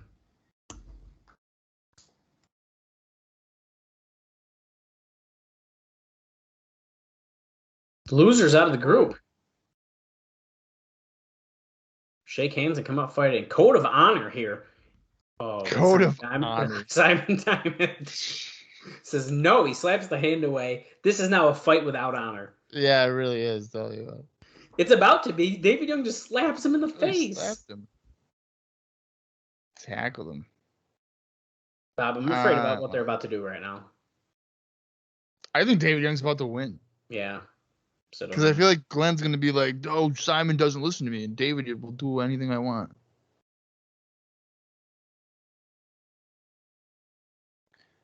Russian leg sweep by Simon Diamond. Goes for the cover. One. What's the difference between a side Russian and a regular Russian leg sweep? Because if I'm playing SmackDown vs. Raw 2008 and I create a character, I bet you it just says Russian leg sweep. Oh, for sure. It absolutely says that. Okay, then shove it. Throws David Young to the floor. Yeah, but it's a side Russian leg sweep. What's a Russian leg sweep then? A Russian leg sweep is when you don't hook your leg to his leg. Get out of here. A Russian leg sweep is when You're a liar. when you hook You're your a legs liar. and you go down with it. You're a liar. That is definitely what it is. Text Austin and ask them. You and I both know if I text Austin right now, I won't get a response until 11:30 tonight. Oh, tonight? You mean next week when we record EchoPod? Right, yeah. We're brawling outside. Simon Diamond throws David Young back into the ring after some guardrail action. Glenn is being pretty nice here, letting them kind of do what they want. Seems like he's being pretty fair. So far. I can't believe it. But it's an internal affairs match. He has to be fair, man. Up and over. David Young goes behind. Looks like he's going to go for that leg sweep. You would think Glenn would know where the fucking hard cam is. David Young just did a Soviet low blow. I can't believe that he just whipped that out. I haven't seen that in years.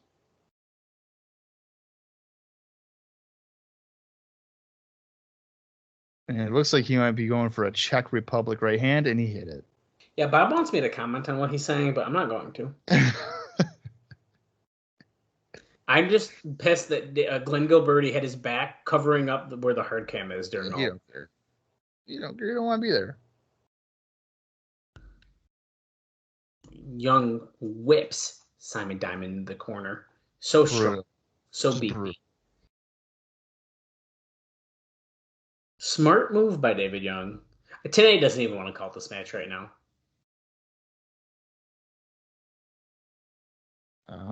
Right hand. Another right hand. Diamond has some good right hands. I'll give him that. Diamond is underrated. I agree with that.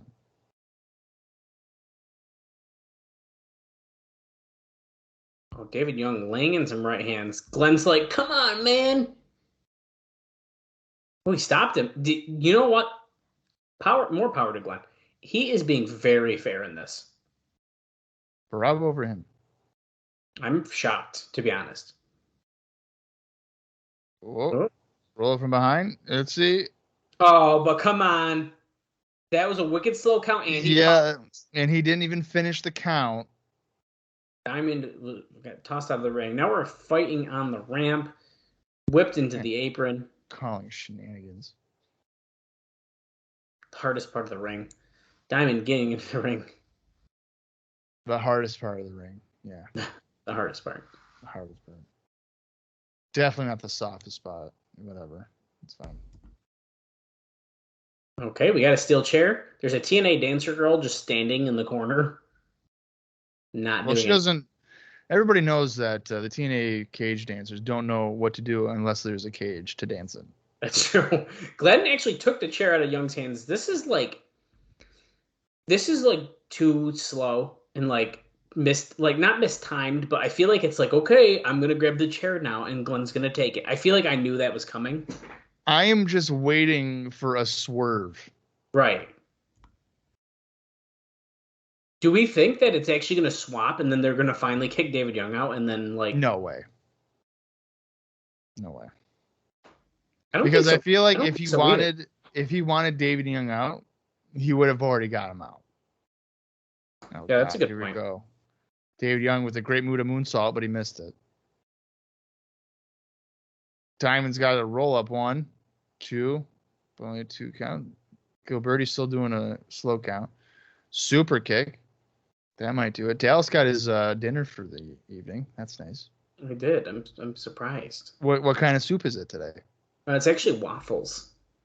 Excuse me? Waffles? Oh. How's that counting carbs thing going? Calories. I'm not counting carbs. It's calories. Calories. Yeah. How's that going? It's been a whole 5 days again. Yeah. But we're not doing that. Okay. Definitely didn't have a donut today. So suplex by. That means that he did, folks. The Simon series. That's right.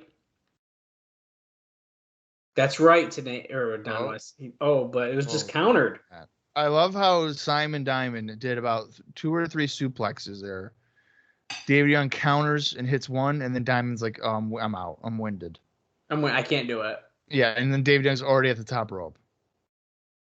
Classic. Interesting approach. Let's see. You know what? Let's see if there's any indie notes here for Simon Diamond, because usually David Young does absolutely nothing. So Diamond doing the Hurricane Rana. He must be desperate. Oh, I see. The Last Dance. The Chart Buster. Oh. Because of the chart. Now Simon Diamond's fired. Simon Diamond was busy a little bit on the over the weekend for MLW. He teamed up with C.W. Anderson in a weapons match to successfully defend the MLW Global Tag Team Championships against the Samoan Island Tribe. Wow. Glenn is beating the shit out of Diamond here after the match. There's Swinger. There you go. There's a guy you can trust. Oh, he's going after Glenn.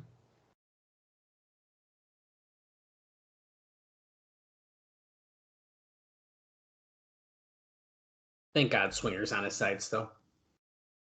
Yeah, I don't know if I could emotionally handle Swinger also turning on him. Well, they went for the problem solver probably, but Glenn pulled out David Young.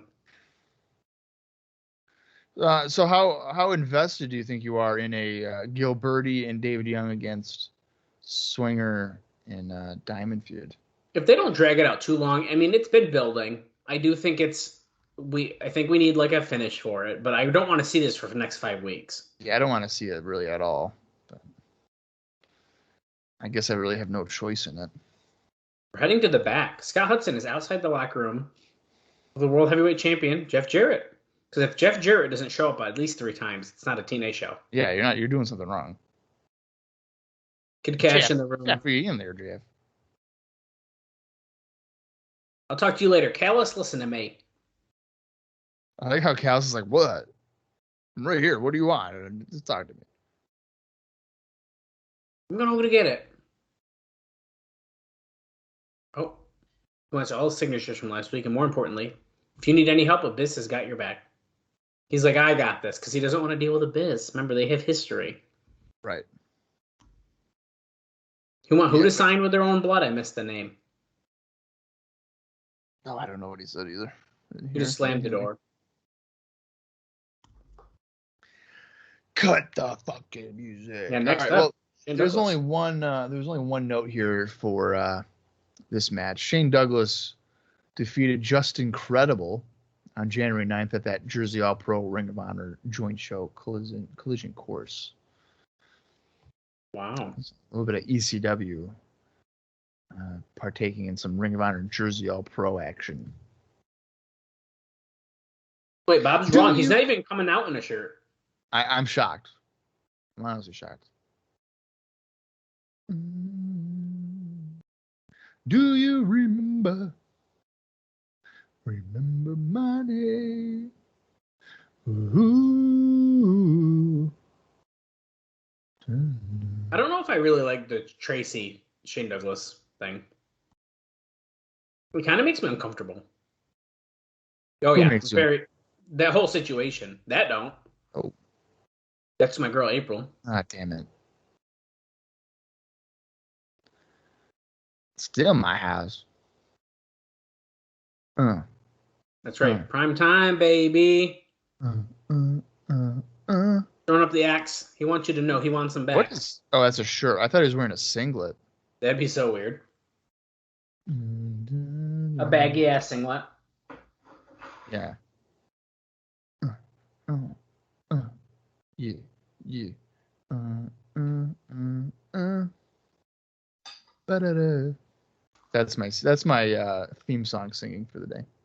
Okay, so Bob's done with that. I liked his Team Canada stuff. So did I. Prime time here, prime time there. Oh, Shane Douglas missing a clothesline to start. Skipper with some right hands in the corner, stomping away. Clothesline too. Oh. That was a front flip kick. How fancy. A corner. Oh, drops him right into the turnbuckle. Oh, come on, Elix. You got to be smarter than that. What are we doing? Come on, Shane Douglas. Come on, Shane. Get him. Oh, he's saying his neck. Oh, look at Sandman is calling Raven on the phone. He's wearing a Raven shirt. Hey, Skipper is saying his neck. Maybe he's legit hurt, and Shane just doesn't care. I don't know, dude. He's grabbing it pretty good. Yeah, he's saying his neck. Look, he's twisting it. He's pulling the Steiner, kicking Sid's leg. Oh my god, that is one of the greatest professional wrestling moments in the history of forever. I agree. Oh, what's that? Sid's leg's broken? Well, let me just kick him in the forehead. Douglas, That might no keep him hands. Front suplex. Look at Douglas doing the little lineup thing. Into the reverse rolling neck snap. There we go. Boom. On the neck. Yeah, Elix Skipper's hurt. We need to end this match right now. I don't really remember. I feel like it's not common that people work over the neck. Probably not. But this is apparently billed as a new school versus old school match. Unless you're... oh, is it? Yeah. That's what they're saying? Unless you're like Yokozuna. I mean, I feel like you're not really working over the neck. What is Shane Douglas? Oh, a TKO by Shane Douglas. Is Skipper TKO'd, though? I'm going to go with a no. I don't know, man. His neck. His neck. Oh, no. We're bringing up Gary Wolf. Oh, God. Shane Douglas was involved in it. Mike Tenay saying he's having flashbacks from this ECW match he probably never even watched. I was just going to say, today's acting like as if he was there. He's having flashbacks. It's like, no. Today, you weren't even there. I had to watch it in secret because if Bischoff knew I was watching ECW, I'd be fired.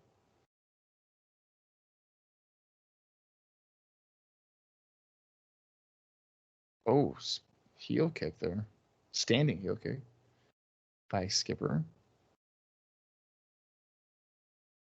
Oh, Tracy's getting involved. That should be a disqualification, but of course, freaking Rudy Charles doesn't see a human being crawling on the floor. Oh, pulled out by her hair, but Douglas stopped that. Lopez, you know what? Did he just hit the stroke? Full Nelson stretch. Skipper taps. Wow. What the fuck?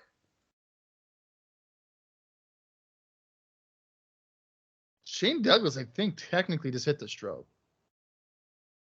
I didn't think that, I don't know. I'm surprised by this. Or the skull-crushing finale, whichever. Oh, God. What's this, Loki? What? Saving his former friend. Well, I guess he's still friends with Skipper. His issues with Daniels. It's with Daniels, right? Yeah. Wow, Okay. so now Loki is not afraid to hit a woman. Because clearly he was about to murder Tracy. Neither is Skipper. I also like how Tracy is significantly taller than Loki. That's kind of funny. Oh, wow. No. Because Michael Shane is in here. Super kick. Boom. Super kick. This is bullshit, Bob.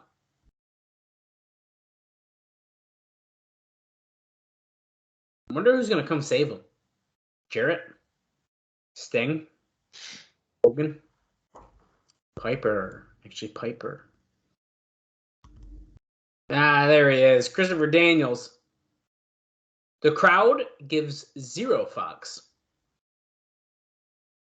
They do not care. There's one guy holding up the X symbol. Were they just teasing a showdown between Tracy and Christopher Daniels, or what? Yeah, it kind of looked like that, didn't it? What is going on? Wow, Bob, this show has been flying. I didn't even realize we crossed the hour mark. We're at an hour, 2 minutes, and 17 seconds.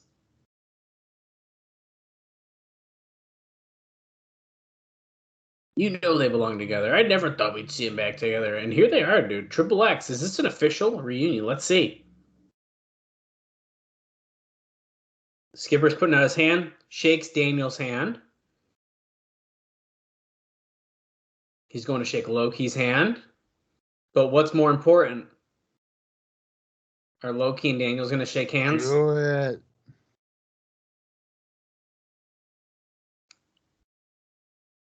Do it. Do it. Do it. We're really milking this. We're really milking this.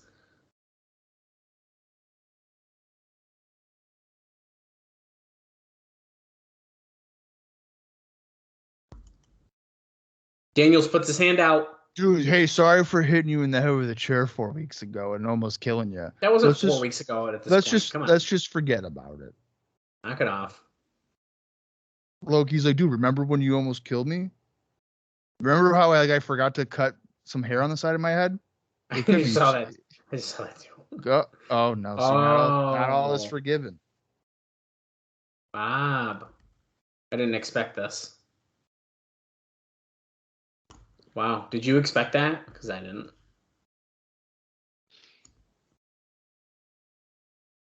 Wait, we need to go to the back. Mr. TNA 2003, he's with AJ Styles, that's just the Super X Cup trophy, but it's fine. They just changed the name on it. Oh, Styles thanks the fans for getting the award. Not voted by some guys in suits, it was voted by you. Isn't this the award that guy at that 2CW show randomly had? It might have been this one. It was either that or the Super X Cup. I can't remember. It might have been the Super X Cup. Either way, it's like a very random thing to have like a random guy in Syracuse to have. It really is. Losing tonight is not an option. Now, in case you've been following along, we haven't done any time checks. I just did one 2 minutes ago. I tune you out sometimes. We're at 104.44. Or if you're doing it how I do it, there's about 46 minutes and 57 seconds left in the show. No.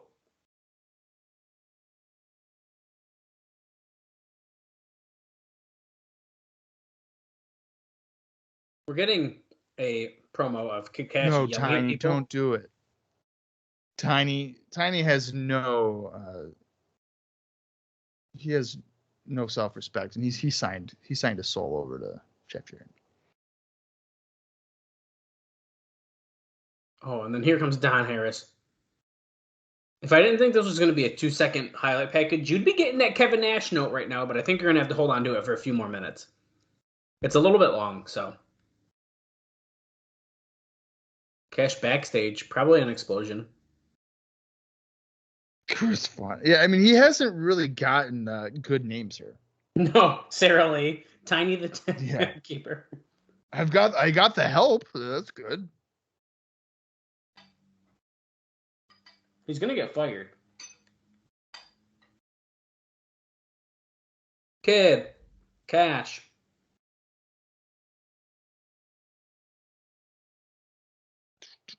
Okay, we got a Kick Kash match coming up. Oh, hello. I smacked it raw and I want it more. We're all business.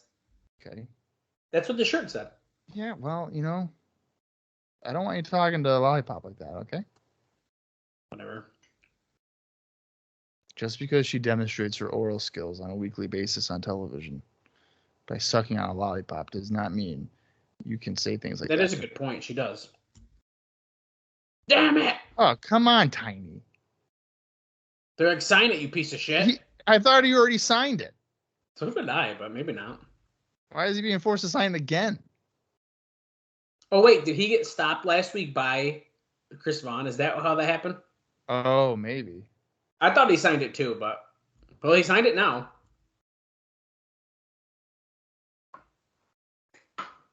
This is disgusting. I'm disgusted. Sarah's yelling at me because I had to unplug the Christmas lights. Uh-oh. She's flipping me off. She's not. She's literally flipping me off. Oh, Bob, it's Chris Vaughn. He's a hero. Oh, that's our match. Hey, did you know that? No, you didn't know because I'm about to tell you. Chris Vaughn has officially signed with the company, which likely explains why he just got a push last week and is apparently now continuing that. Oh, boy. How do you feel about that? How do I feel about what? Chris Vaughn signing a deal. He signed a deal with TNA? Bob, I'm going to have to stop being my girlfriend right now and listen when I'm talking because I got 15 people trying to talk to me right now. I just told you Chris Vaughn has signed with the company, which explains his push from last week. Okay, well, that's... No, if she doesn't come on the pod, she needs to go in the other room. She just asked me if I needed a drink, and now she's walking away. Right. Okay. Well, that's just fucking weird to me that Chris Vaughn, of all people, is getting contracts. Whatever. I guess they got that Dixie money, so they can just, throw it around. Janice at this time. Oh, shit. Shoulder breaker. Tiny did not like that.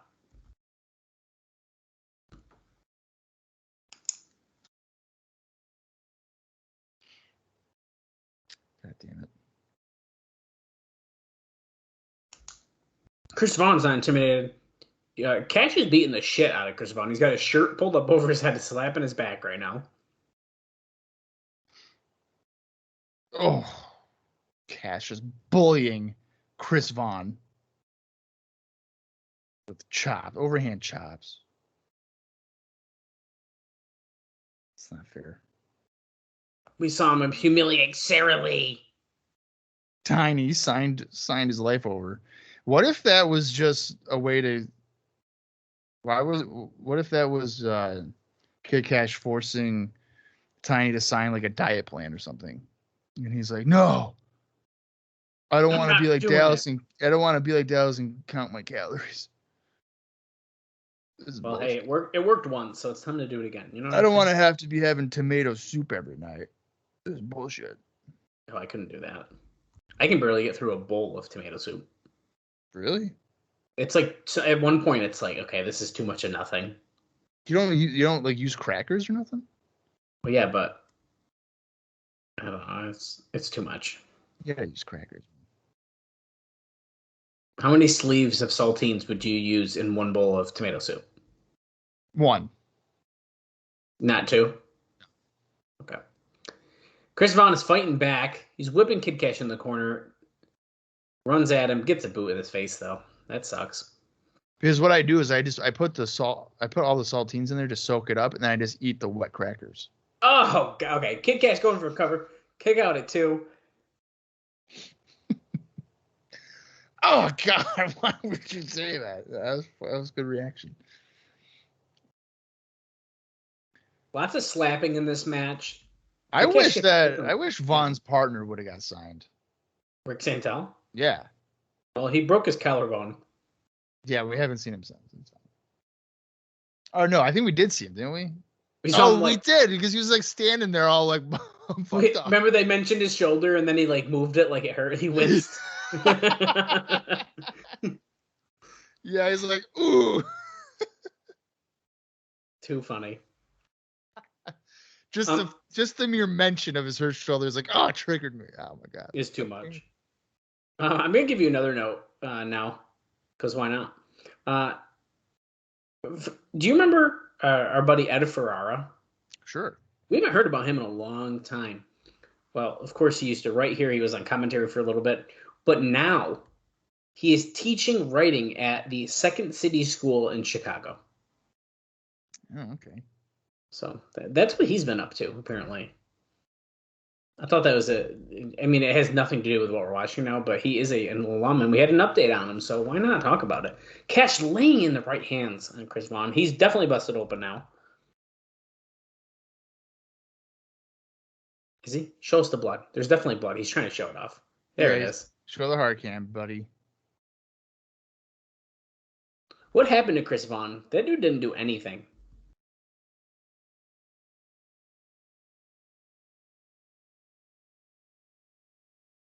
Did Chris Vaughn have any independent shows or Kid Kash? No, and Kash didn't either, which was a bit surprising. That is really surprising. What about Mike Posey? You know what? That's a really good question. If the referee has more going on for himself than the wrestlers, I will be shocked. You never know. Yeah, you're right. Well, is he not even on Cage Match or what? Well, no, you'd have to type his name in. They don't list him. I know. I hear you. Tiny's like, I don't want to do that anymore. Get rid of that contract. Shit. Springboard moonsault by Vaughn, but Kash kicks out at 2. This actually, I'll tell you what, this has not been bad. I would say it's been better than I was expecting. Yeah, it's been entertaining. Yeah, and that's pretty much. Vaughn is getting a good face reaction. Kash is getting the good heel heat as he always does. I mean, what else do you need? The crowd's more into this match than they were the last one. When Triple X was about to come back together, they didn't give any shits. They did not. Oh, another Lobo. Posey did not.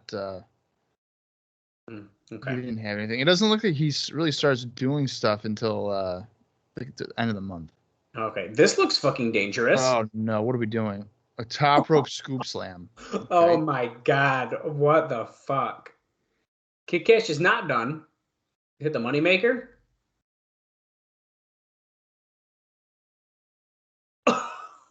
God damn it. Holy shit, dude, he just killed him. You know, the thing about Chris Vaughn is that he's so lengthy and stuff that he makes that look way more damaging. I think that match just made me become a fan of Chris Vaughn. Really? And like, not like, oh, I want to see him win matches, but I want to see him get his ass kicked. Because like that was really he made Kid Kash look really, really good. I think he looked he did well. But now he's got the contract and Chris Vaughn is going to sign it. Maybe he's the one he wanted to sign in blood because he's rubbing his face on the clipboard. Rubbing his face. Yeah. And look, he's got it in his hand, and he's just drawing lines. Chris Vaughn has signed. He signed willingly. So now, Kash. I was about to pop. Oh, who is this? Shit. It's fucking Tiny. It's Tiny. Oh, he's attacking him. Dude, the crowd's losing it. The crowd is losing their mind. Oh my god. This is the moment Bob has been talking about. He just no-sold a clothesline from Kid Kash, I think. He just ran right through it. Kash can't pick him up. Tiny decks him with a right hand.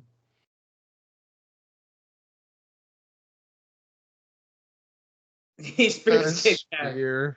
Unbelievable. That reminded me of the Ed Ferrara spear. Remember? Oh my god. He like fucking speared him out of his boots, dude. That was great. That was the funniest shit. When they were trying to cover up what's her face there? Jasmine St. Clair. Yeah. Because now Kid Kash is just beating up Tiny. That didn't last long for Tiny. But holy shit, dude. That was the loudest the crowd has been in the whole night. In a while, yeah. And when he took his shirt off, it got even louder and they were going nuts. That's amazing. Now here's Don Harris. Way to kill the pop, Heavy D. Well, for real, though. These two have had problems for months, and they've even had matches to figure out those problems, but they still aren't done. And here's the red shirts coming after Don Harris because red shirts, black shirts, Kid Kash, Jeff Jarrett, you get it. And here is America's Most Wanted. Sorry about your damn luck coming after the red shirts. Damn. Thank God for Harris at Star. Good thing they didn't shower and change their wrist tape or gear yet. That would suck, right? I know. They're all washed ready to go, and Jeff goes, "Hey there, fellas, I need you back out though." Yeah, I'm gonna need you guys for a pull apart for Tiny, timekeeper. Tonight we're trying to get Tiny over.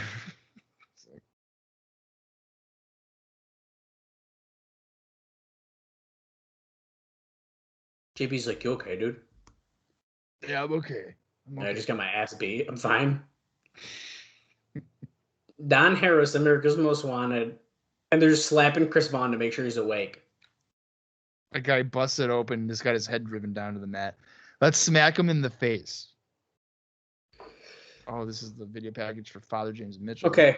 I've been holding on to it. I'm sick of holding it, Bob. During this video package, because I think it's going to be a minute or two, I'm going to give you the Kevin Nash note. Are you ready? Give it to me. So they are at least talking about spending money because they've been talking more with Kevin Nash about bringing he and Scott Hall in. The idea is to turn Jeff Jarrett babyface after they come in and do a program around March with Hall and Nash versus Jarrett and Sting. And I'm going to pause quick just to say that there is a video of Mitchell talking now. Just of him. It's a highlight thing, though. Here, yeah. At this point, though, Nash's asking price is about $7,000 per week. And when TNA company opened, they had about $1.6 million in Health South money to start with, which they promptly went through before the end of the second month. They were paying Hall $750 or $7,500 per week, and offered Sean Waltman $7,500 per week if he could get out of his WWE commitments, Although by the time he did, Waltman ended up working for $2,000 per week before he quit, which would have made him the second highest paid guy at the time behind only Jarrett. Hall agreed to appear after being cut way back, but ended up deciding against coming any longer shortly thereafter. Well, if you can get that for 1 day's work a week, then life is good. If they sign him anywhere near that rate, well, I admire Nash for being able to pull it off, but my God, doesn't anyone in wrestling learn from the past? Granted, TNA needs more star power, but bringing in guys who are going to make the rest of your talent look bad isn't the answer past about the first week. I completely agree with that. Excellent timing. Scott Hudson is saying, Raven is here. So what do you think about that idea, though? Let's hear what Raven has to say, and then we can discuss a little briefly about it. Oh, it's Father James Mitchell. I knew it. Raven is in hell.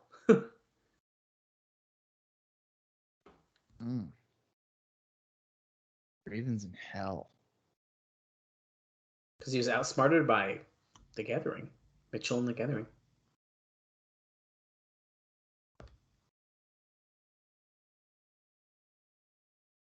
First two knocks on the keys is CM Punk and Julio De Niro. Speaking of which, the baseball cap for Julio is not going with the look of this group right now for me, but what do I know? No, it's really not. The beanie's one thing, but the baseball cap is so weird. Oh my God. Julio goes, Raven, we own you. CM, tell him. Yeah, he's like, that's not his first. Okay. Take it, Phil. Is Julio De Niro the interviewer now? Because he's holding the mic for him. We own ourselves, rid ourselves of Raven. They're going to go to the ring to make an example out of Sandman. Quote the Gathering, nevermore. Nevermore. I like it. Mitchell is looking proud of what he has done. Okay, so as they're making their entrance, Bob, the idea that Scott Hall and Kevin Nash are going to come in around March, Jarrett's going to go babyface again to then face Hall and Nash with Sting. Right. So that's a lot to take in. Yeah, I don't think I would rather cheer Nash and Hall. But here's the thing: I agree with the statement that outside of the first week, it's not really going to be beneficial to do that because really the roster at this point, they're not huge guys. Right. So if you have Nash and Hall come in, they're big. They're big guys. You're going to make it look like as if TNA is minor league compared to WWE, which, I mean, technically, I guess it is, but you don't want to admit that. Right. So. Yeah, I also feel like I think it's got to be impossible to bring in Hall and Nash and them not get cheered. Oh, yeah. I mean, they've always been cheered. I don't think they've ever gotten true heel heat as heels. Right. So. Here comes Sandman to their crowd. Yeah, it's kind of weird. I don't know. I don't Jarrett and Sting, like what? I don't know. I don't. The idea of Jarrett babyface at any point in his career is just stop. I think I think he was a face, right? When he feuded with Angle the first time in 2009.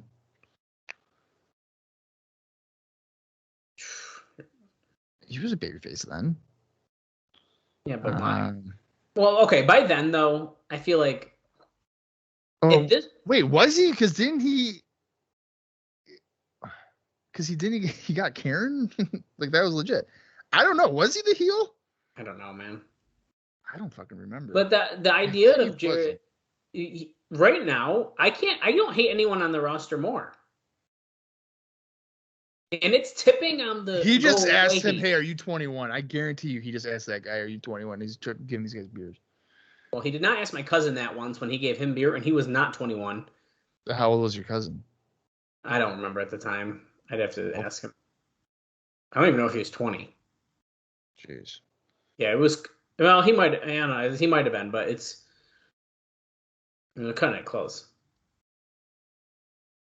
Right. Well, he was drunk, so what do you want? All right, Sam, man. Can we just get in the ring, please? Well, since he's taken long, there's one note I have that sort of relates to this match in a weird way. You remember when I think it was last week, we talked about those Vampiro interviews Yeah. that were really, really weird. Yeah. Vampiro's interviews were definitely the talk of the locker room and of management, and not in a positive way. Shocker. But Dave does say that doesn't mean that he'll never be brought back, but it didn't help his cause any. Dallas, was he ever brought back, you think? Or No. Oh, okay. Yeah, that's To be fair, Sting comes back and then kind of stays. So that also could have to part of it. That could be a major, yeah. Because everybody knows you can only have one guy with face paint. That's white and black. Yeah. White. You can only have one. Only one. If you think that Malachi Black and Darby Allin are going to exist on the same roster for much longer, you're wrong. Darby Allin's going to get fired. Right. Ravens, music is playing. Is he going to come out? He ain't coming out. Nope, we're going right into the match. Because he ain't coming out. Sandman is hitting De Niro and Punk with a beer can.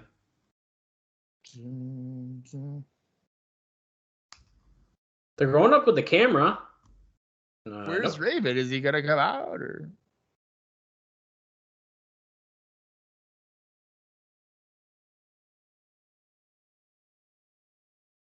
My final note on the show, Bob, is that interview with Trinity note, and I don't even think it's that exciting. So if I don't see her before the next highlight package, I'll just tell you during that.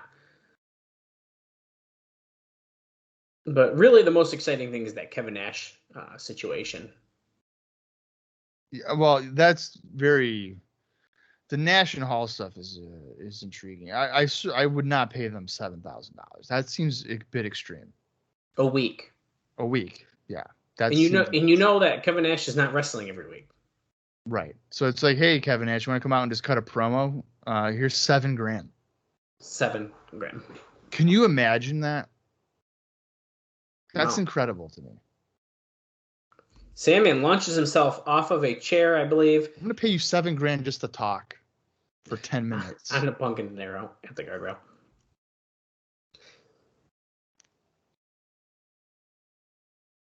Don West is really not convinced that Raven is not going to show up tonight. Mike, I read the rundown and I'm not convinced. I think Raven's going to show up here tonight. Because as you'll see here, it says segment 15 that Raven arrives, and that's why I know that he'll be here.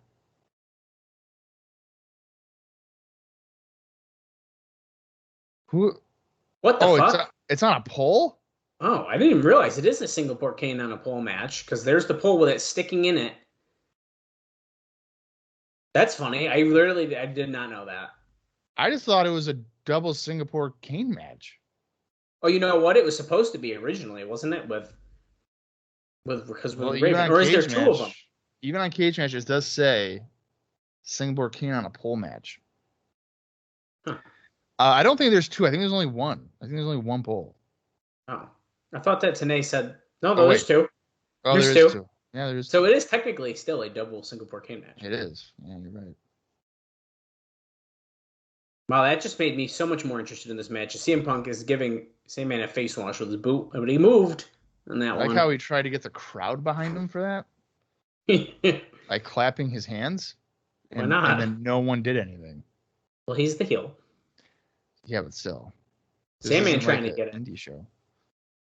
Oh, De Niro with a sit-out powerbomb out of the corner. I don't know if I'd call that a running powerbomb today. He kind of stumbled. If you're following along, we're at an hour, 27 minutes, and 6 seconds. Or, if you're doing it like me, there's 24 minutes and 37 seconds left in the show. Dude, I'm telling you, I like it my way better. Saying, hey, there's 24 minutes and 30 seconds left.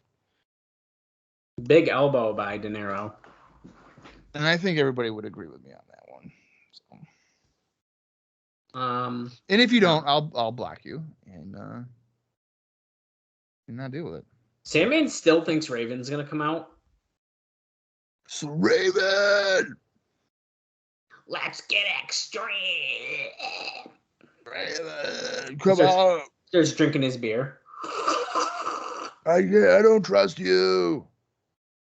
You stole my family, remember? I'm here. We don't talk about that part. Side slam and an elbow drop combo here by the formerly known as the Gathering. Are they considered the Gathering still or no? Yeah. Even Father James Mitchell did say it. Okay, they both have the canes now. I would consider them just to be like the new church. That should be their name, the new church. The new church. Yeah. They're nailing Sandman in the head with these. Oh. Side Russian. No, that's a White Russian. Because he had the kendo stick. That's what you would tell me anyway. Side Russian. He didn't hook. He didn't hook the leg that time. That's just a leg sweep. No, just a Russian leg sweep, not a side. Oh, right. Just a Russian. Right. Now Sandman's going at it. The cane's breaking. Classic. Oh, yeah, I feel like he's whipping them way harder with that than they were with him. But yeah. Mitchell up on the apron. He almost pinned him on that. Every match that James Mitchell is ringside, he does that face on the apron. Well, like, why would he be surprised that he saw him on the apron? I don't know. Double super kick. What is this? The Young Bucks? 1, 2, and they won. They beat Sandman. I can't believe it. I am shocked. Oh, now they're taking his shirt off. Wow, talk about pale. Sandman needs to see the sun. Yeah. Oh, God. I want Raven to show up in the parking lot, and then Scott Hudson would be like, Raven, where are you? And he'd be like, what? I'm not booked tonight. And they'll be like, yeah, you were. And he's like, what? Yeah, we need you now. And he runs out there. A lot of Juggalo signs in the crowd tonight, by the way. Maybe they're trying to show support and make sure that the ICP can get a booking. I have a weird feeling that they're just never going to show up, though. Yeah, maybe. Julio De Niro did one thing on January 10th for DCW.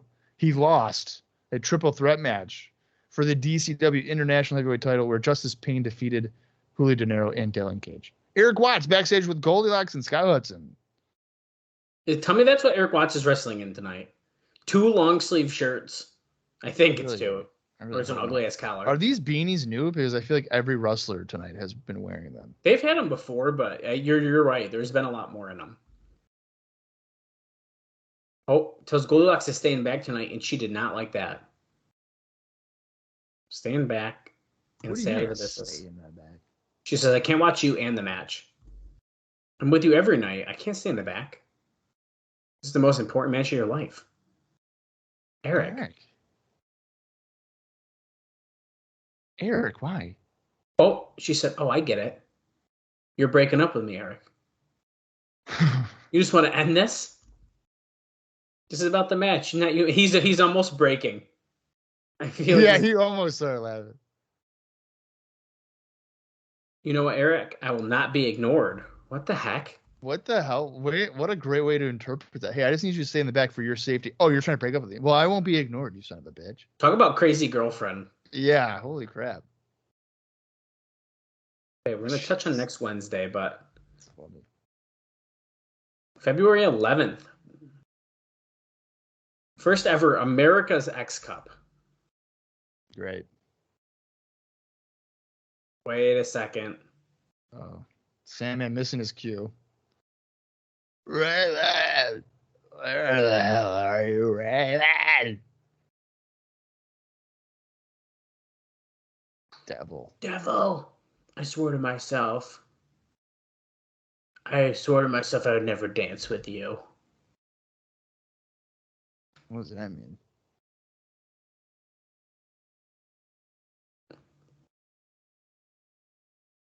He said, I swore on my kid's life I would never deal with the devil. Well, devil, you want a deal? You got a deal. Oh, I could have told you that. I can't count on Raven, so you know what I'm going to do? I'm going to go in the back. I'm going to get my phone.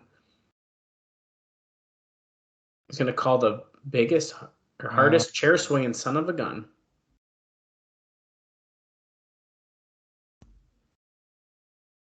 The king of the 10,000 tack match. Next week, devil. Next week, he's bringing Balls Mahoney. What? Dude, I feel like that's not really a major announcement because it's Balls Mahoney, but okay. Balls Mahoney next week versus the Gathering. Balls Mahoney and Sandman.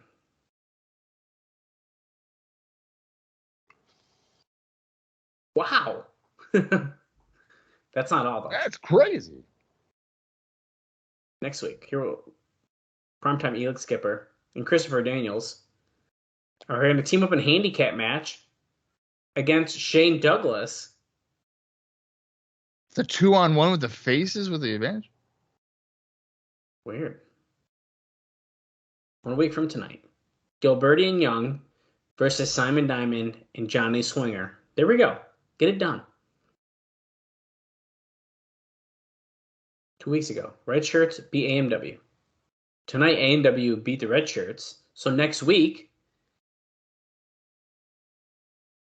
okay, AMW versus Red Shirt one more time next week. Winners are the #1 contenders for the NWA Tag Team titles.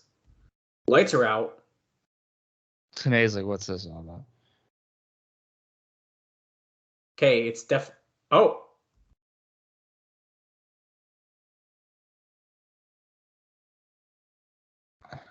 Weird. Don Callis is in the production truck. Oh.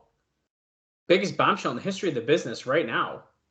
Don Callis, he told bold-faced lies in the most watched show in America. And was proud of himself. This is the fucking news. He fabricated his grandmother's death. Oh my God. So he could stay alive. He delivered Survivor its highest ratings. But by not playing fair. The most hated man in America is coming to TNA. Right. It's Kevin Nash. Oh. No, dude. It's Johnny Fairplay. Hates you.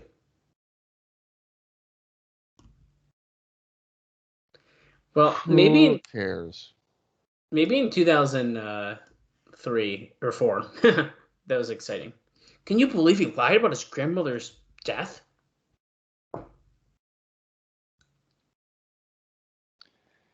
This kind of feels like an attempt, like similar with David Arquette in WCW. Yeah. I just hope Johnny Fairplay doesn't win the TNA World Title. Stop. It'd be rough.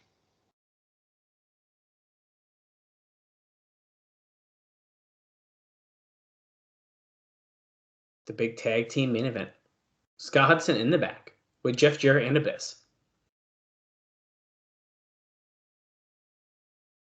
Jarrett's always pacing in these interviews. Well, he's probably thinking. He's probably thinking in his head, he's like, okay, we've got around like 15 minutes left. We got entrances. I'm only going to get about 9 minutes to brawl in the crowd. This is bullshit. I'm really stressing out about it.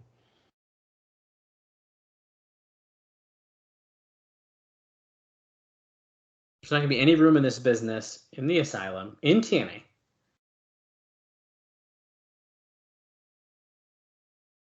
AJ Styles Erik Watts. I will agree that Erik Watts is not on Jeff Jarrett's level. So that's good. Yeah, did you know that Don Callis came through with that announcement tonight? That's what he was just saying. You going to take Erik Watts out? Yeah!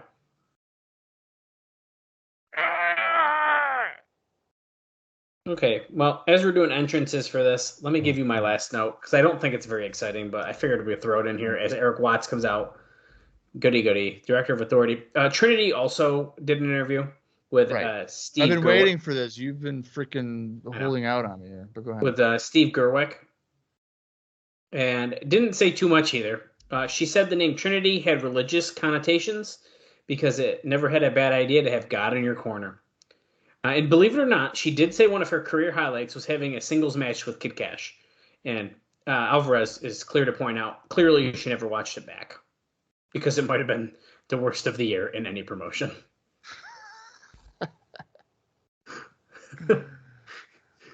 That's funny. Yeah, that's all right. Yeah, that's fine. It's a career highlight for her. There's nothing wrong with that. Well, exactly. Mr. TNA AJ Styles. What? Whoa. That's right. Every day in my life. Fly. AJ wearing that baby blue to make sure you know he is a baby face. That's right. I think that's completely exactly what they're doing. I think so. But you know what? I believe Abyss usually wears blue as well. That's a good point, actually. And I don't think he's a baby. The crowd's like, boo! Boo Abyss. Boo!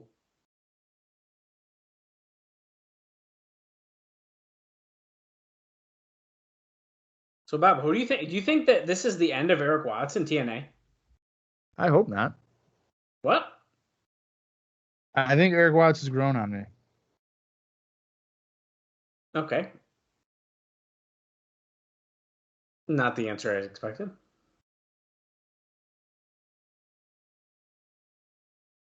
Here's Jarrett's 20-minute long intro.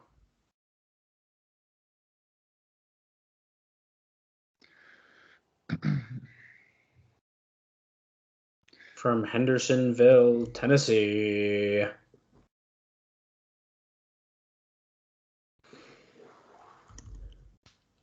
It's not Jeff Jarrett. I love him walking on the train tracks in his video.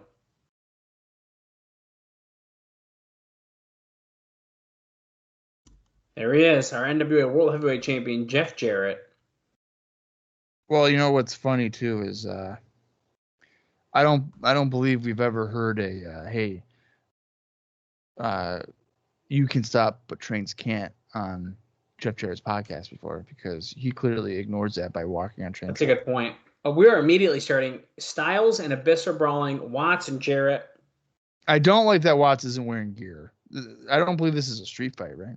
Styles just slid underneath the guardrail. He's about to springboard off, but instead we're at Jarrett and Watts in the fucking ring. Well, because I need a Erik Watts chokeslam. Well, he got poked in the eye. Jarrett off the ropes. Big boo. With the DOA painted on his pants. So shitty, man. Clothesline over the tops of the floor. What are you saying shitty about? Erik Watts? Yeah, his gear. Oh, okay. Not him as a wrestler. No, definitely not. Watts and Jarrett are fighting over near the announce table. We're at an hour, 40 minutes, and 40 seconds, if you're following along at home. Styles just jumped on the back of Abyss and then popped up and did a fucking Hurricane Rana. There's 11 minutes left in the show. I do tend to like Styles and Abyss against each other. So.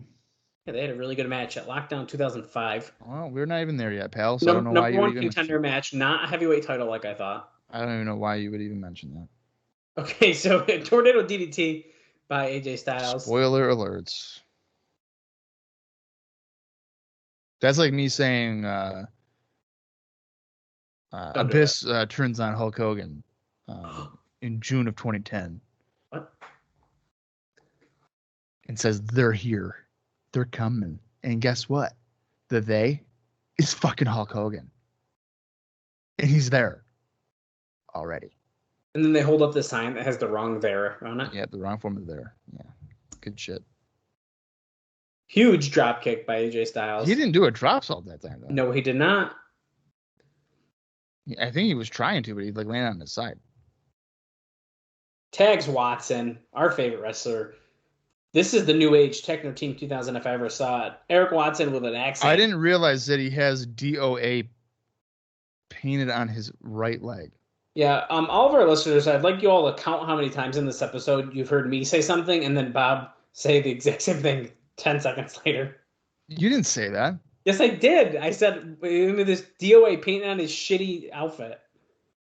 Oh, that's what you were. Okay. I only heard the outfit part. Shoulder block by Styles. Arm drag. Oh, dude, this is it. It's a submission. I don't know how you can get out of that. Look at that. It's a submission hold, though.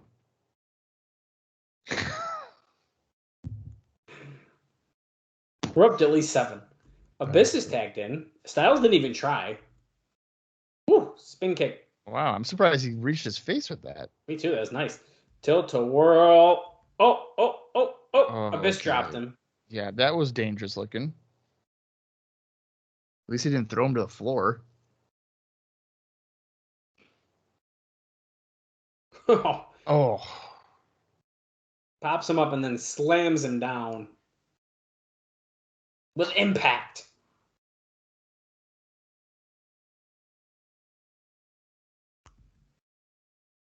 Jarrett's pissed. I hate you, Mike, tonight. I think Jarrett's like his feud that has the most heat is with Mike Tenay. I do too. He just yelled today to Tenay that this is Erik Watts' last night on the job. And you know what? Maybe it is. This could be it. And then he does the Styles taunt. That's funny.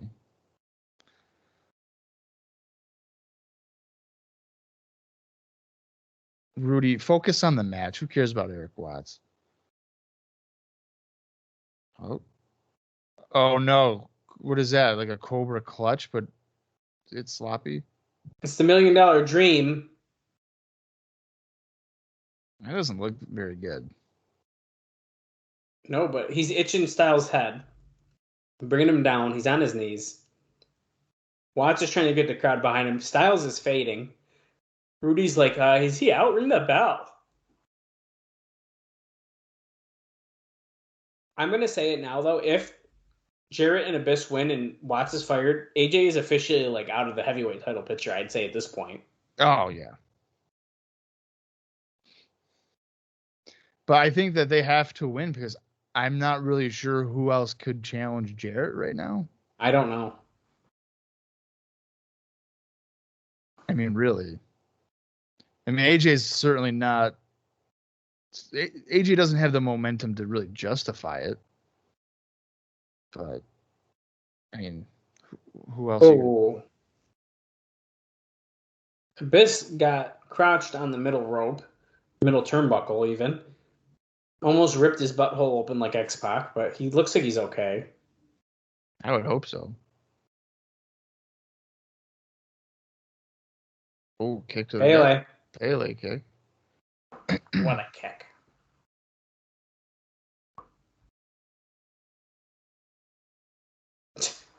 You see low key and all these other guys do it, and you say AJ Styles, and you just say phenomenal.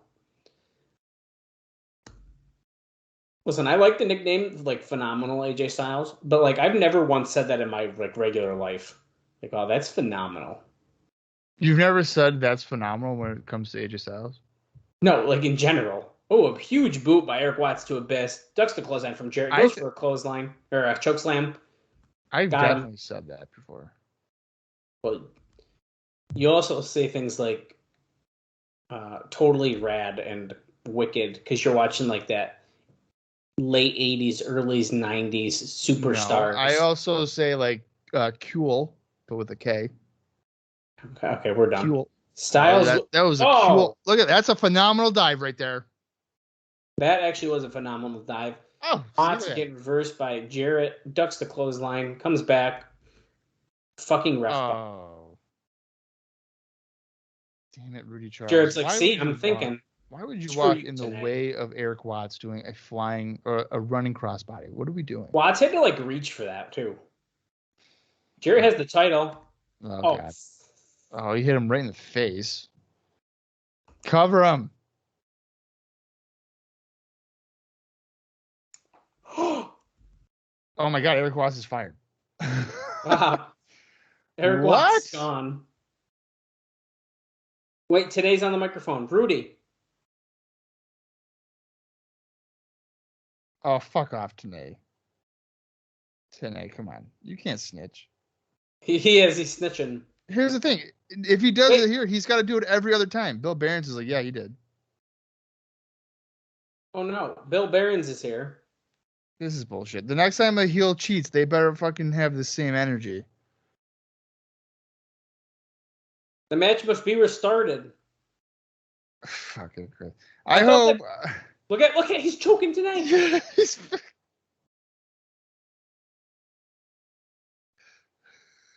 Get the hell out of here. Watts and Styles are trying to fight Abyss now. Abyss, I hope Jarrett wins again. double low blow. Oh, where's Tanae on the microphone? He kicked him in the nuts. El Leon. Oh, El Leon is here again. Chokeslam to Abyss by Erik Watts. He ain't gonna get him. Guys, don't. AJ.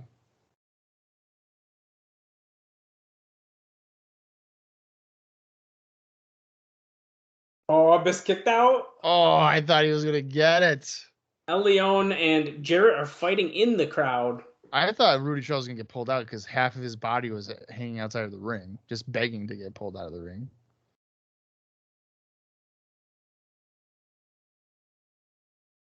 No. Styles got sent to the floor by Abyss. Oh no. Clothesline over the top by Abyss. Springboard. Forearm by AJ to Abyss. El Leon is looking back at the ring. Oh no. Oh no. No, Goldie, don't you fucking do it. Don't you do it. She just came out and said, I told you. I told you. Don't you do it. I will not be ignored. Low blow to Abyss. Okay. Okay, so she's Watts still good. Oh, brings him over top. Sunset flip. Going for the cover.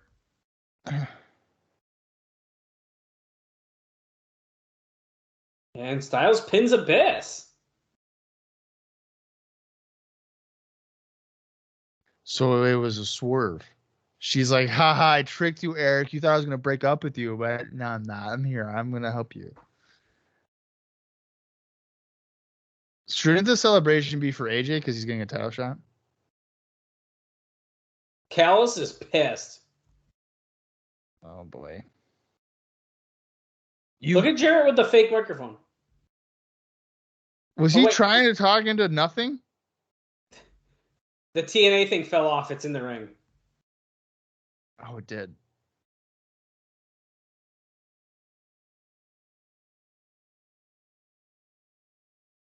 If he does not get forced to resign his position, Don Callis says he will quit TNA forever. Well, that's not. Well, why would that be a bad thing? Exactly. He's a delusional heel that doesn't realize that nobody likes him. Let me tell you something right now. If AJ doesn't get his title shot and it's overturned, he quits. So then What's TNA gonna do? It's ridiculous. Watch your back, Watts.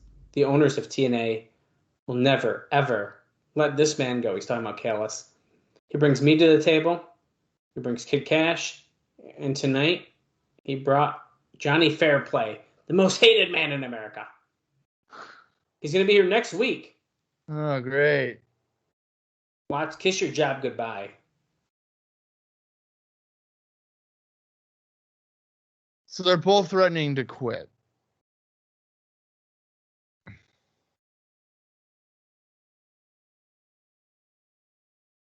We got the Macho Man theme song playing, baby. I think Erik Watts is more important than Don Callis.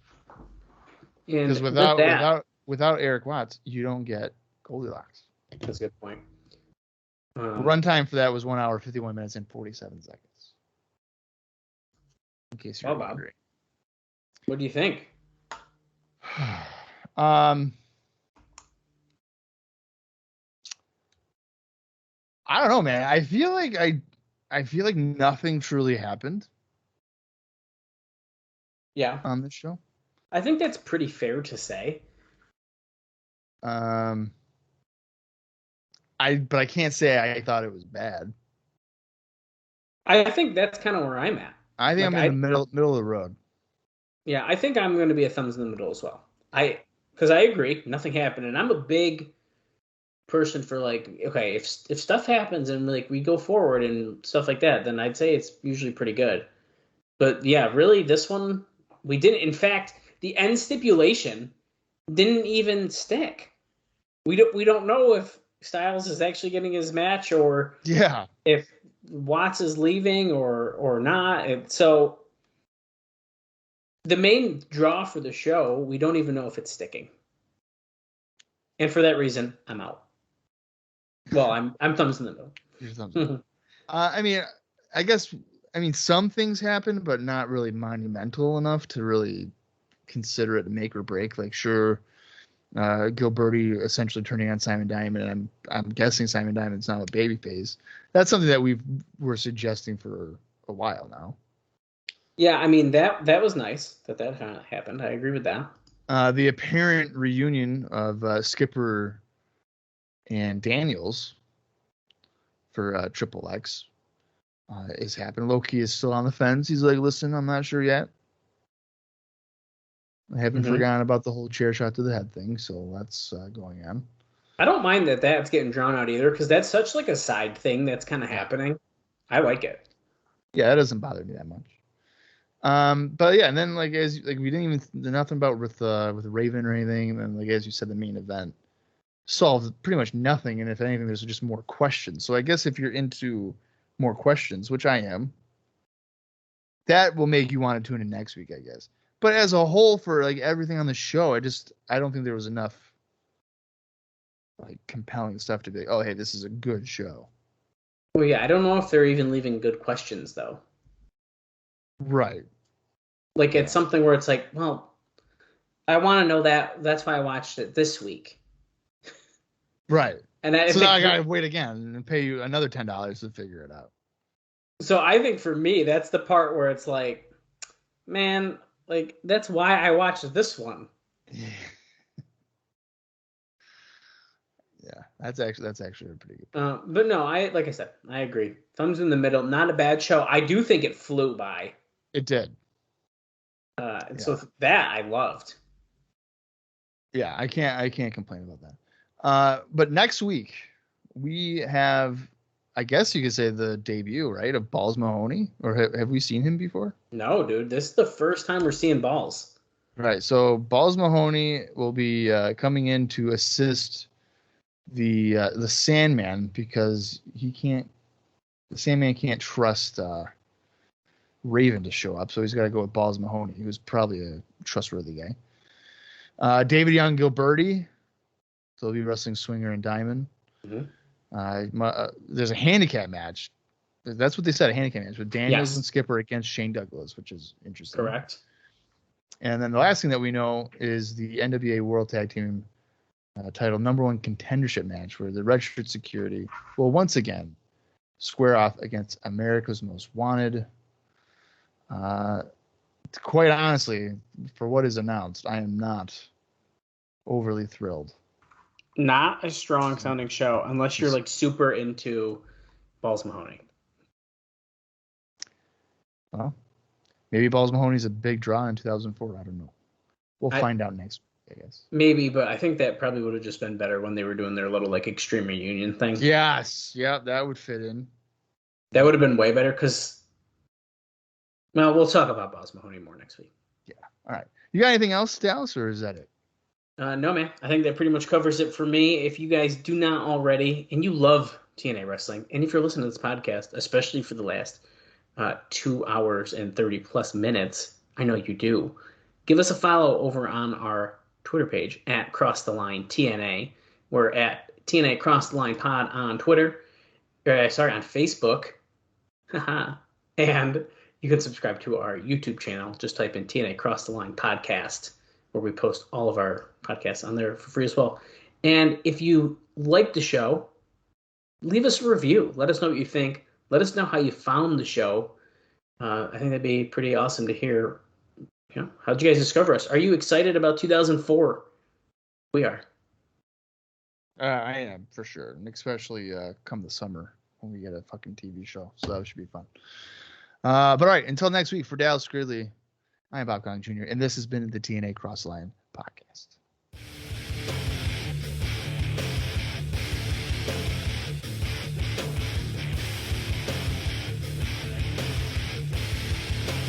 We find the defendants guilty.